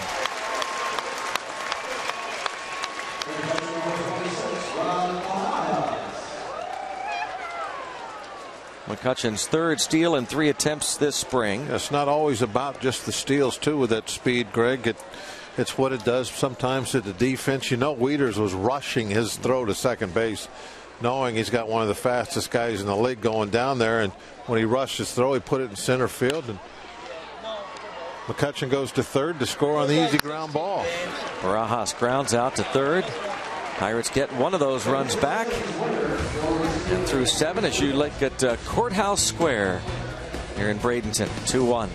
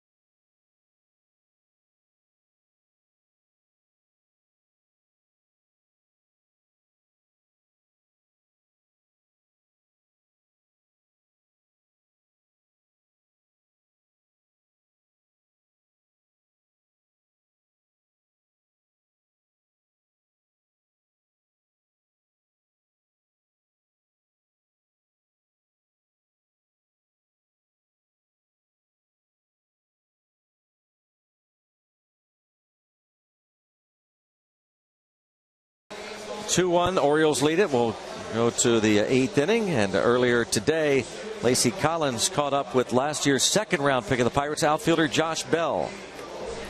Josh, last year in the draft, you basically warned all the teams you were going to go to college, but the Pirates put faith in you, and you kind of returned the faith and signed with Pittsburgh. What's it been like kind of receiving an education on the diamond every day since then? I mean, it's great. I have a lot to learn out here, and it's great to be able to learn every day, get great coaching every day, and just wake up in the morning knowing that I have a lot to learn, and I'm going to learn that day. What's been your focus in spring? You were just talking to me about the field. This is not quite Pirate City, but what have you been working on every day?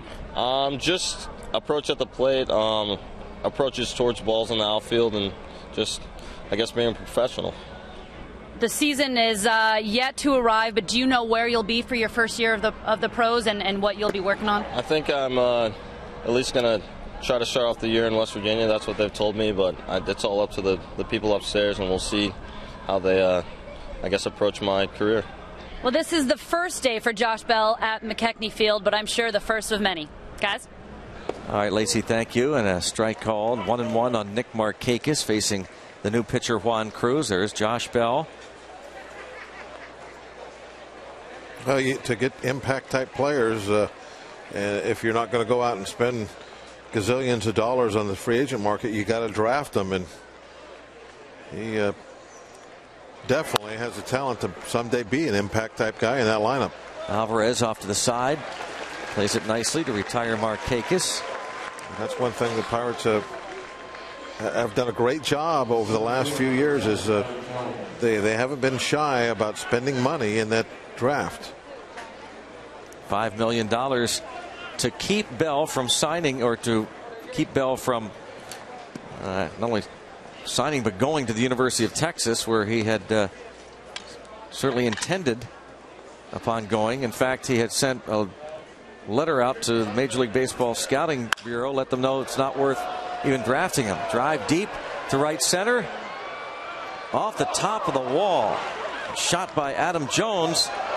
A little misplay perhaps there by the new center fielder, minor leaguer Gregory Polanco at third base. Should go as an error because Jones was slowing down at second. He saw the drop and took off for third. A little bit of a breeze blowing out that way, so it definitely had a chance. Got up on the top of the wall. At the top of the padding, I believe. Yep, just fell right there. And he is stopping. And then that's got to go as an error. Watch the ball right top of the padding, right above where it says Bright House. Now Jones is slowing down, and then he saw that ball drop, and then he took off for third.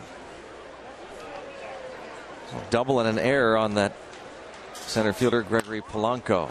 Matt Wieters fouls it out of play. New runner now at third, Johnny Rudiger, a minor leaguer up from Sarasota.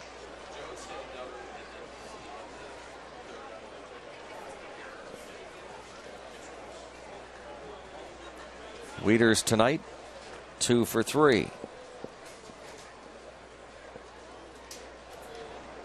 Infield end. Josh Harrison now playing second.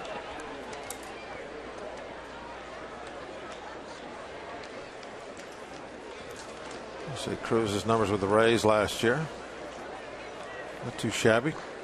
Pitched in a lot of meaningful ball games. Team that went to the postseason. The Orioles had a say in that.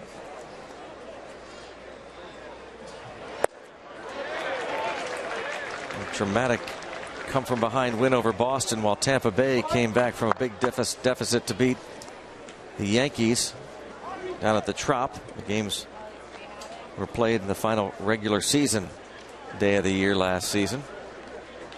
One of the greatest days in baseball history. Greatest last day ever. September 29, 2011.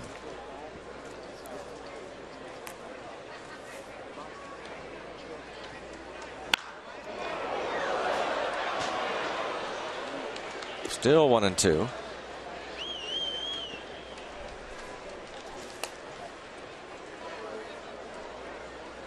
Couple of hits tonight for Wieters.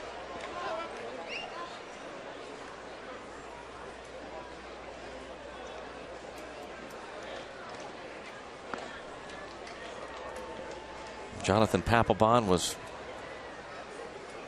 a strike away from ending it. A closer for the Red Sox. Camden Yards in Baltimore. Chris Davis and Nolan Reimold doubled to tie that one up, and Robert Andino singled to win it. One strike away, and think about maybe cost Francona his job. One strike. Yep.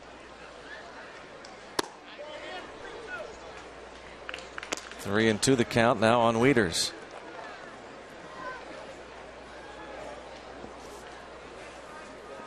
Certainly one of the highlights. Buck Showalter's he early career as manager. He enjoyed that with his Yankee roots. Knocking the Red Sox out.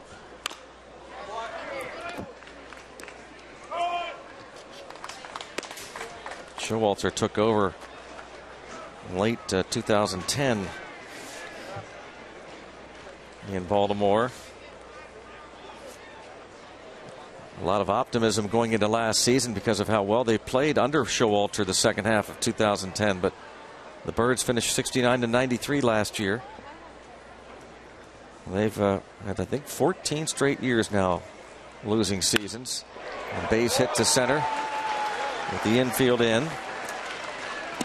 Well, they had some changes over the offseason. They have a new general manager now. Dan Duquette, who's been out of the game for a decade plus, is now the GM.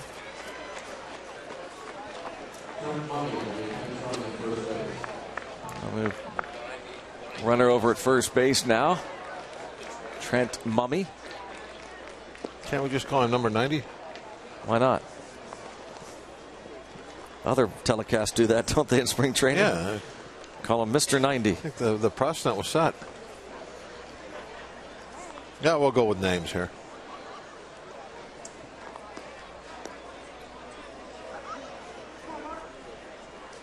Three-hit night for Matt Wieters. And now Mark Reynolds. They've also brought back the cartoon bird logo. The Orioles, which was retired in the late 80s. Juan Cruz over to first for the second out. Mummy to second. A bit too high on that hop to think about going to second base with that. He drove the ball, looked like right down off the plate. Cruz didn't even hesitate. He was going to get that sure out at first base after that high hop. Very veteran-like.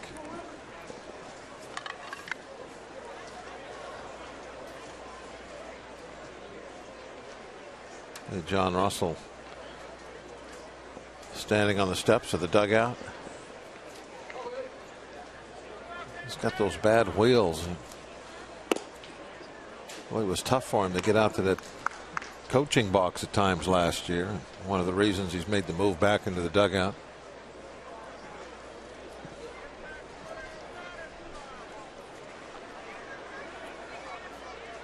Three years as skipper with the Pirates.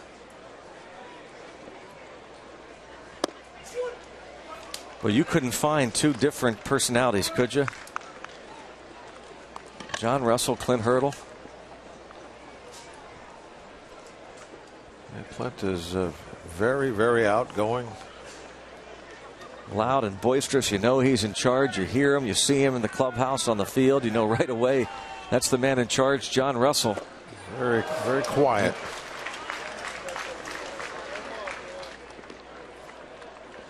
One ball, two strikes now the count on Wilson Betamit. Non-roster player in camp for Baltimore. 3-1 Orioles.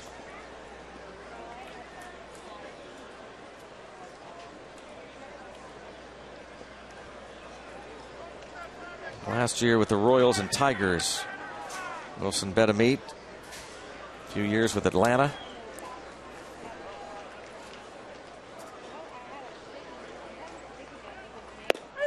And Juan Cruz strikes him out. A run scores, and the Orioles lead once again by 2. It's 3-1 going to the bottom of the 8th.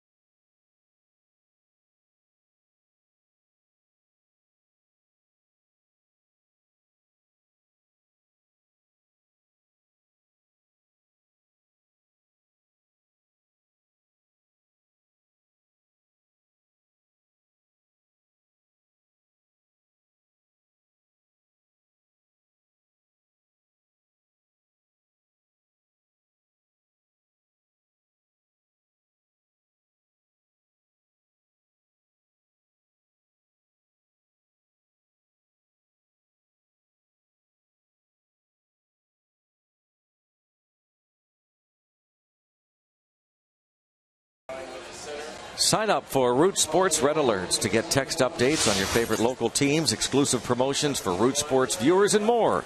Simply text alerts to 412-412 and join Root Sports Red Alerts. Message and data rates may apply.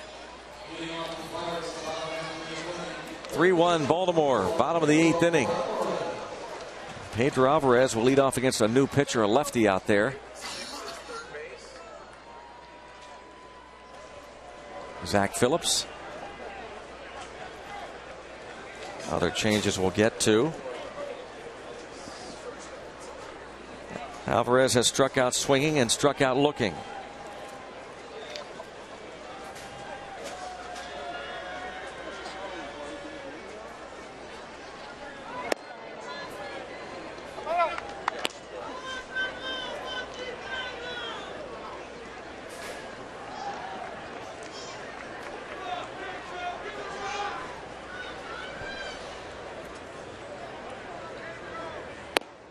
You're just right at this point, Greg. You just want him to just center up a couple, get a little confidence rolling.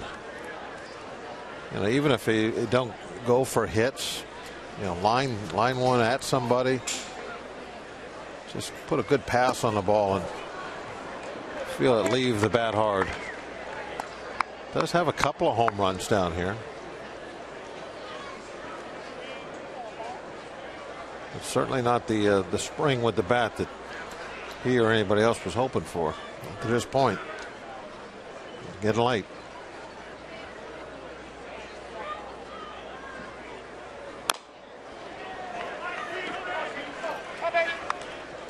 .32 at bats now this spring. 4 hits, 2 of them homers, 15 strikeouts. Struggled, of course, mightily last year.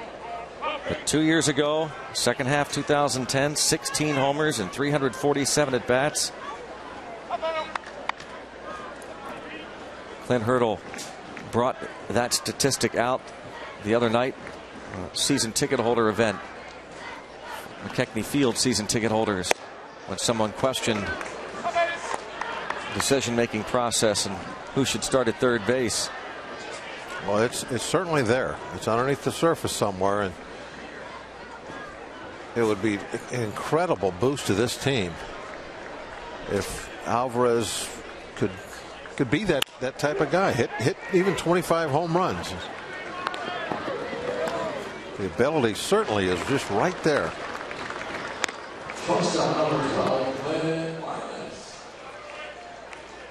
Tonight 0 for 3 for Alvarez. A couple of strikeouts and that bouncer to the right side. Watch Pedro when he takes batting practice. I mean, he can hit some of the most impressive home runs you'll ever want to see as far as distance. With that tremendous power.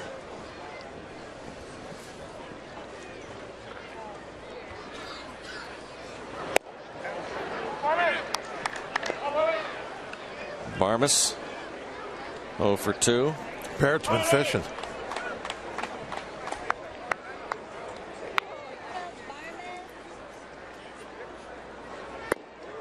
The Pirate Parrot's been fishing. Yeah, he's up here with us. He's showing us his catch.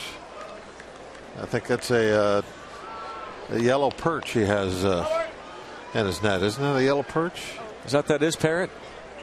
A yellow perch? It's not a yellow perch?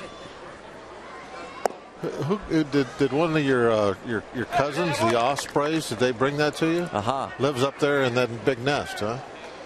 So you've probably been up to his house for dinner a couple of times, I would think. We saw one of his dinners the other day here. Parrot, we also saw you went fishing for a foul ball recently and missed that, didn't you? I think we're going to see that.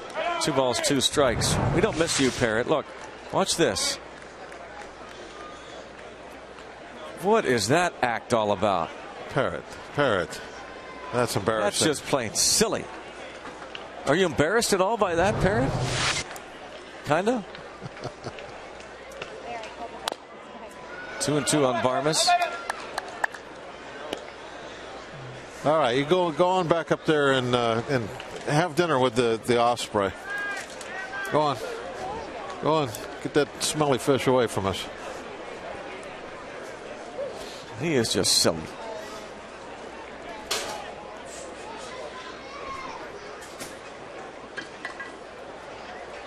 2-2 on Varmus. He sure is well loved here at this ballpark. Slow dribbler. Jeff Larish, the new first baseman, makes that play. And now Jamaico Navarro, who had a 4-hit game yesterday. He's got an impressive stat sheet this spring, that's for sure. Upping his average to 364. He has more at bats than anybody, and he has 16 hits this spring. Acquired over the winter from the Royals for a couple of minor leaguers. When Clint looks over at the bench, he likes to see bats. He wants to have guys that'll give him some offense on that bench, and Navarro certainly fills that bill.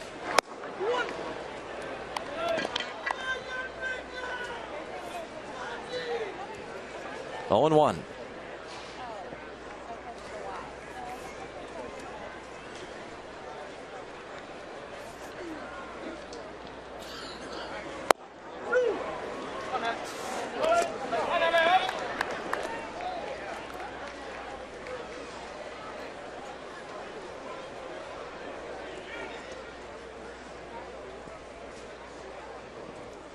Oh, and 2.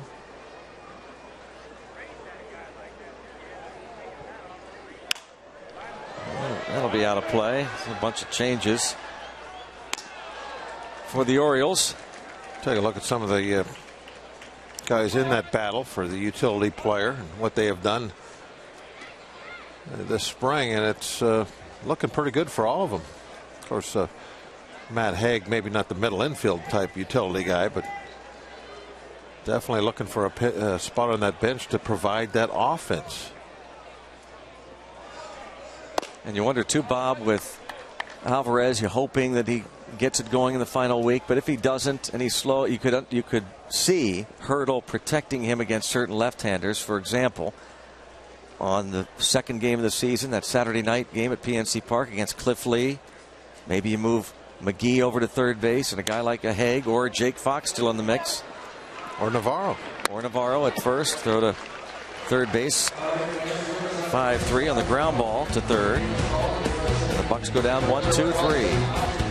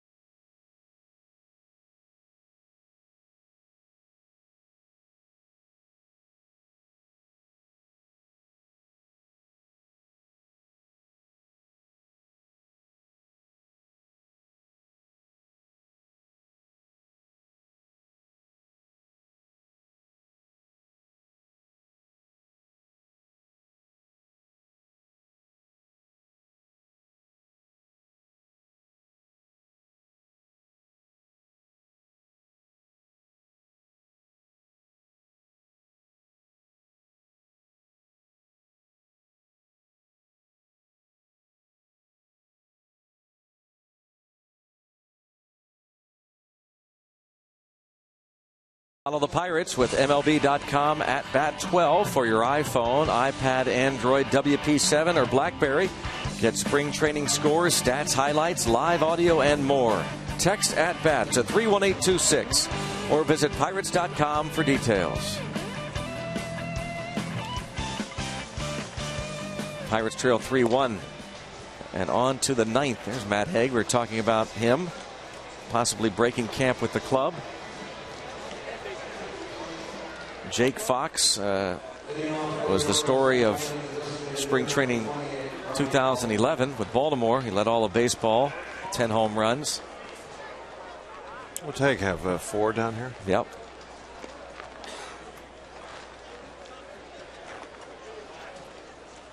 Tony Watson takes over.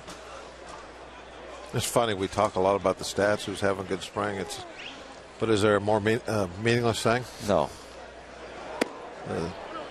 Spring training stats. It's who's healthy, who's looking good, what kind of at-bats are people having? What kind of control does a pitcher have? What's his velocity look like? That they're looking at that way more than they are looking at the stat sheet.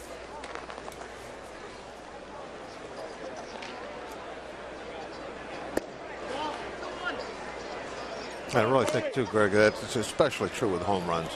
You just don't know because some of the pitchers, especially in the end part of games, early in spring training, they're AA, AAA guys at best. And then you always have the real small stadiums where wind blowing out can have a huge effect. And where you have the bigger stadiums up north, except for Wrigley, then that's not the case anywhere else. So everything is taken with a grain of salt when it comes to that stat sheet. Shortstop Ryan Flaherty takes his first cuts. Came into the game last half inning. A happy 18th birthday today to Tyler Friel, the nephew of Patty Paytas, our Vice President of Community and Public Affairs for the Bucks. And we understand that Patty's mom recently out of the hospital, so we hope Mrs. Paytas is doing better watching the Bucks. And again, happy birthday to Tyler.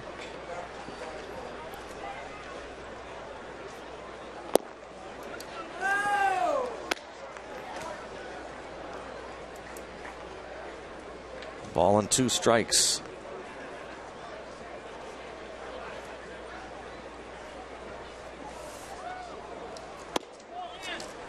Two and 2. Also got a note up here in the booth. John Lober from Fantasy Camp and the Pirate Charity Golf outing is here tonight, along with his brother, wearing walk and blast jerseys. A little side swipe, and Jones comes up empty. Navarro, boy, nice play by Jamaico Navarro.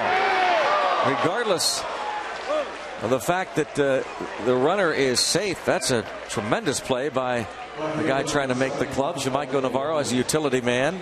He's trying to show that he can play the outfield also. That's only been happening maybe the last 10 games or so. He's been moved out there, see what he can do. That was a ball that I think Garrett Jones probably could have got in front of and kept it there, so he had to play at first base. That tried to kind of lay it off to the side, and that's what happened. Goes as a 2-base error. 3 errors on the Pirates. Jamaico Navarro, that play making it close at second.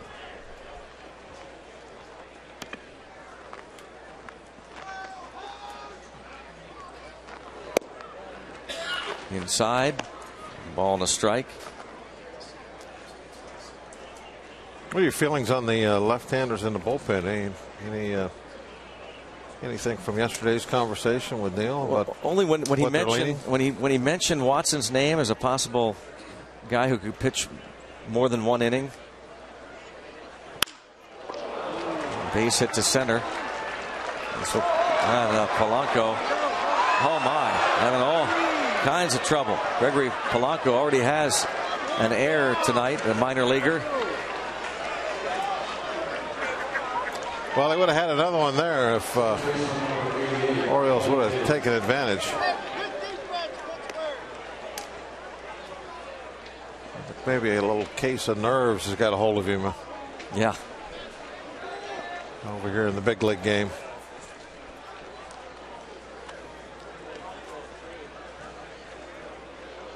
But that's put Watson in an interesting spot. Needs to try and get a ground ball. He's not really a ground ball type pitcher. He likes to work that fastball up a little.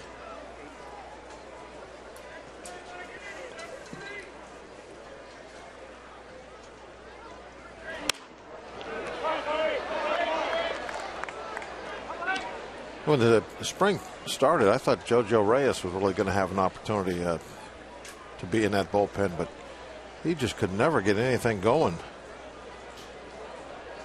It was sent out. Just the other day, he was reassigned to minor league camp. Still some decisions to be made. And a little inside out flare to left for a base hit. A base hit for Glenn Davis. And Clint would like to have two lefties in the bullpen. We know that. He wants it to be the lefties that are usable. No sense having two guys down there just because they're left-handed if you can't trust them to get the outs. Now, Watson did have a pretty good year with the Pirates after he got called up last year. Last two outings, scoreless baseball against the Twins in Tampa Bay. It's not all about how he pitches down here. A lot going into that decision will be what he did with us last year.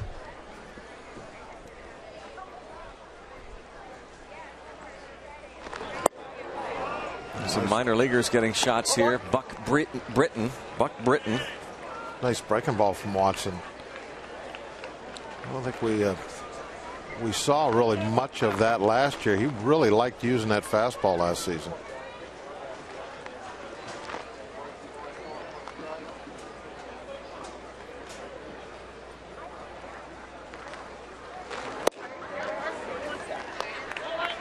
Well, if they are going to go with two lefties, if they end up with two, the only options at this point now of players that are in camp out of the bullpen we're talking, it's Watson and Daniel Moscas.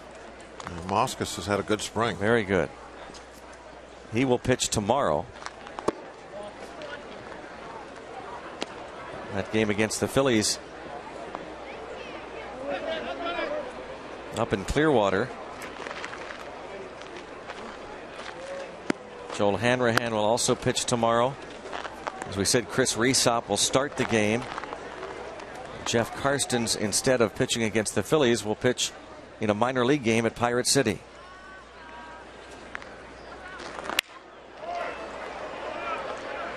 Harrison will throw to second for one. And they will not get two. Ball wouldn't hit quite hard enough.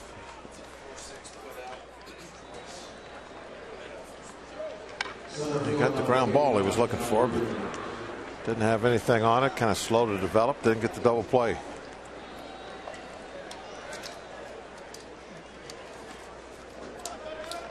Jay Hay.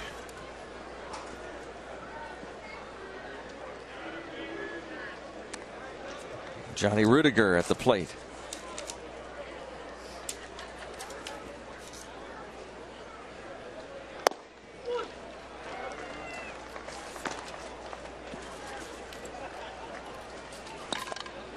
Four runs, 11 hits now for Baltimore. Orioles didn't get their first hit until the fifth inning. Then they collected three off Eric Bedard. Bedard put up zeros through six. Eventually gave up two in the seventh. One of those was unearned. Another fine breaking ball. 0-2, 2 outs. Well, speaking of lefties, I don't know if you saw Zach Duke's line. He's trying to make the club for Houston. The Astros have him in camp, and he pitched in Orlando against the Braves yesterday. He gave up 10 runs in 3 1/3 innings on 8 hits. A couple of walks, 3 homers. Hoping Zach Duke can rebound and end up pitching for Houston this season. Former Pirate. 0-2 on Rudiger. So different seeing Houston go to the American League next year.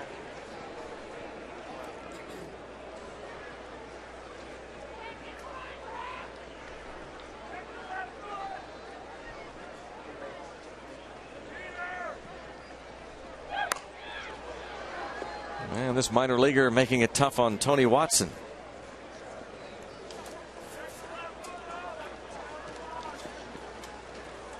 Watson trying to get this last out. He pitched in 43 games last year for the Bucks, covering 41 innings. Finished with a 3.95 ERA. Tony Watson was a 9th round pick of the Pirates in 2007.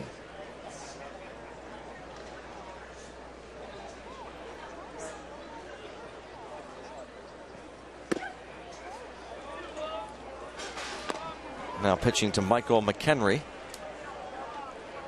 1 ball and 2 strikes. Many of the starters are out of there. Nate McLouth in left, Gregory Polanco in center, Jamaico Navarro in right. McHenry catching, Josh Harrison at second. Hit toward McLouth, who will make the catch. Go to the bottom of the 9th. Orioles lead the Pirates 4-1.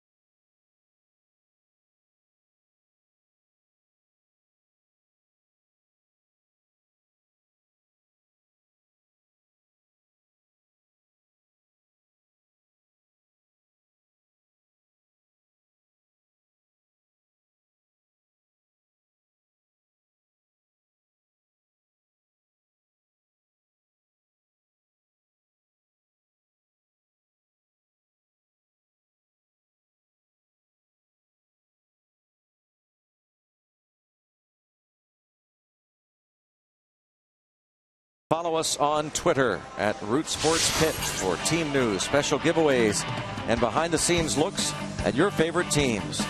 Join the conversation on Twitter today and tell us how you root.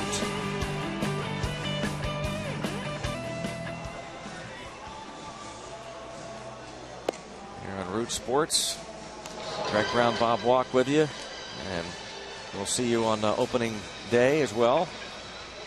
Thursday, April the 5th at PNC Park. All the festivities.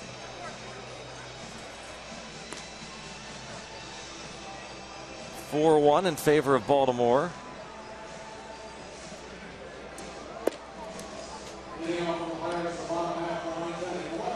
Darren O'Day's numbers last season. Sidewinder. Yeah, Greg, I think there's a lot of guys in that dugout that are anxious now to head north. Talking to Nate McLouth a little bit before the game, and he's definitely ready to go. I think it's the older players that really, they've gone through this a number of times. I think Nate especially, he's so happy to be back wearing a Pirates uniform and anxious, feels like he's back home. Anxious to forget the last 2 seasons in Atlanta, 2.5 years. Yeah. I'm looking forward to throwing on a long sleeve shirt, feeling that brisk air.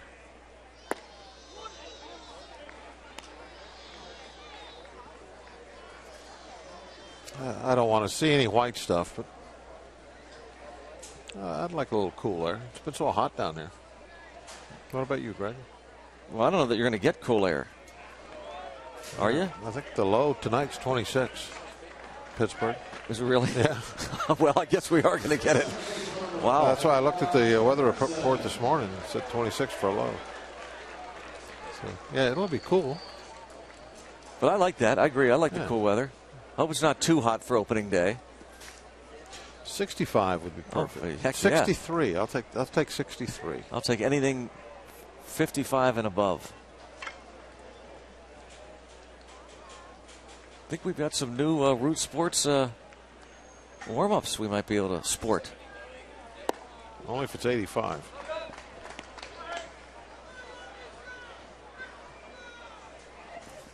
It's going to have to warm up quite a bit before we can break those out, Greg. 0-1 on Josh Harrison. McLouth reaches after being hit by the pitch. Got to go through summer first, or spring before you get to summer. I don't know if Nate will be running here. We're down by 3 runs in the bottom of the 9th. Tying run still not at the plate yet. Harrison hitting .500 this spring, 14 out of 28. Not bad when you're trying to make a club, huh? Put up those. No, that makes it awfully tough for them to call you in that room and say, "Hey, sorry, you're hitting .500." Sorry. Yeah. Well, you know, McKechnie Field, all the conditions. I'll tell you what, don't know who your hits are coming against. The things that always go into it. There's 2 other little deals that big effect: options. Yeah. And are you or are you not already on the 40-man roster? Mm-hmm. In Harrison's case, he's on the 40-man. Options available. Right. Those 2 things play into it. Sidewinders like O'Day, they always have that big sweeping type breaking ball, and there you see it. It's awfully good until you realize your bat's not long enough. And now one of the minor leaguers over from minor league camp at Pirate City, Gregory Polanco. Left-hand batter out of the Dominican.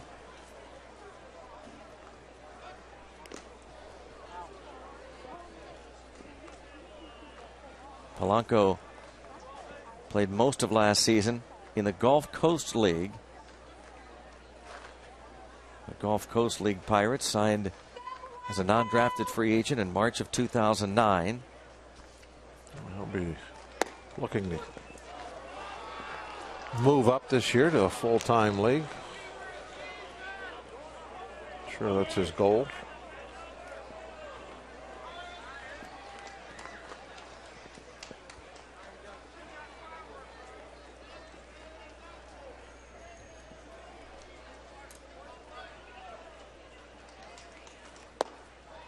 Polanco has appeared in a couple of these spring training games.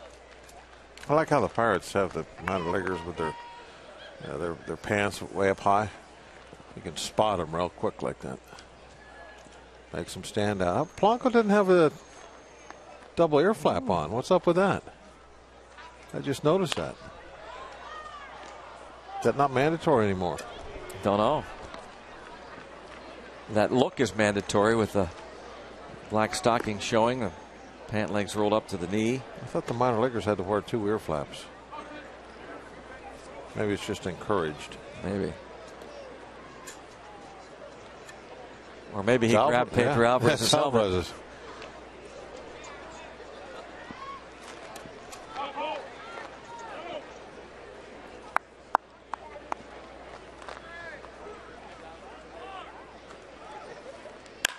Oh, Polanco with a high drive to right center field, but it's going to stay in the yard.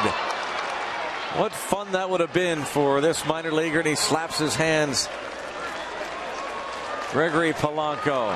Hey, he's getting a nice round of applause. One of the hardest hit balls of the night. Yeah.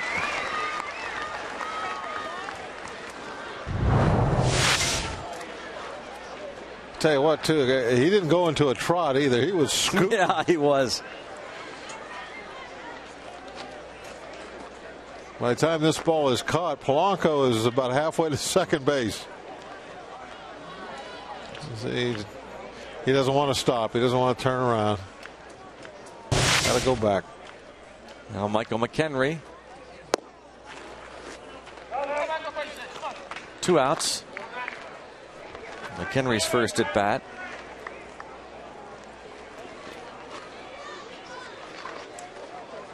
He's 4 out of 20 this spring, that 200 average.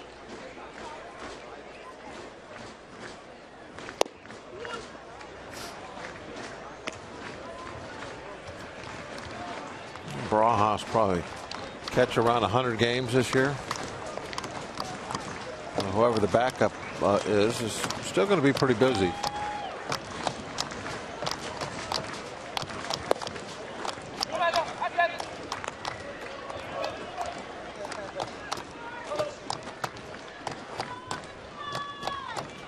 2-1 count. That smile. Polanco talking about that ball. He almost drove out of here with Shamaiko Navarro. And now 3-1. Garrett Jones is on deck.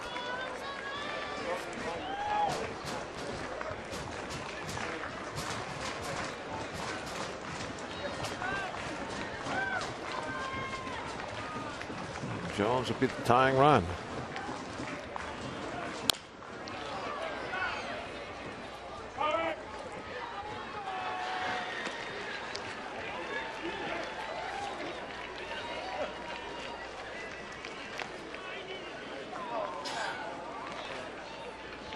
Michael McHenry hit .222 in 58 games with the Pirates last year, acquired from the Red Sox.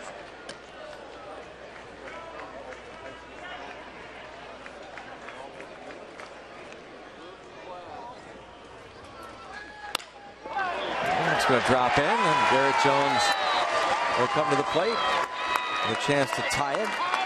Big Matt Haig will come out on deck.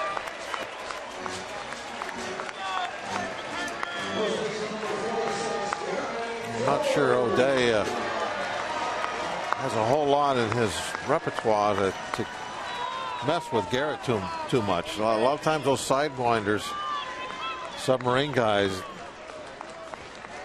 they don't want to face the big, powerful lefties.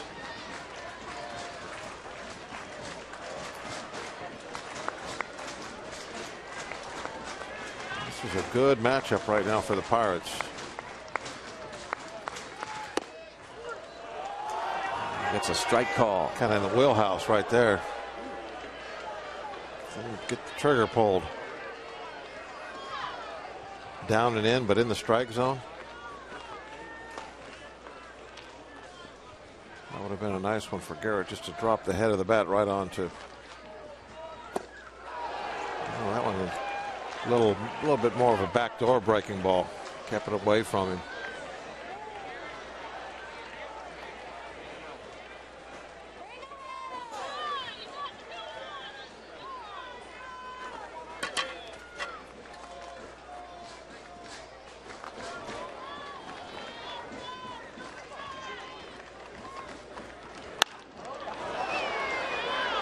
So it stays 0-2 on Jones.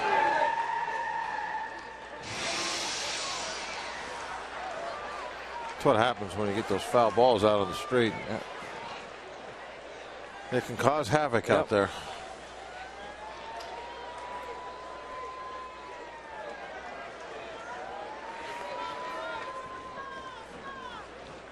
To the count. You see the three infielders on the right side.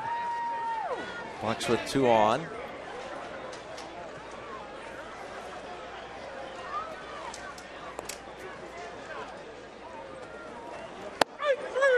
Jones is caught looking to end the ball game.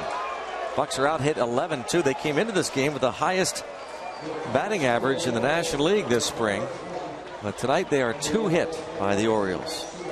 Not much offense tonight. Never really got anything going, except maybe right here in the 9th inning. That was it. That was the whole show. But the big thing tonight got to be Bedard. Absolutely. I mean, he's the opening day guy, and he looked sharp. Looked great. Yeah, he's got to be the story for the Pirates. He was brilliant, especially through the 6 innings. Didn't allow his first hit until the 5th. Gives up 2 runs, just 1 earned. And the final score, 4-1 Orioles. For Bob Walk, Greg Brown, and the rest of our crew, thanks so much. Stay tuned. More to come right here.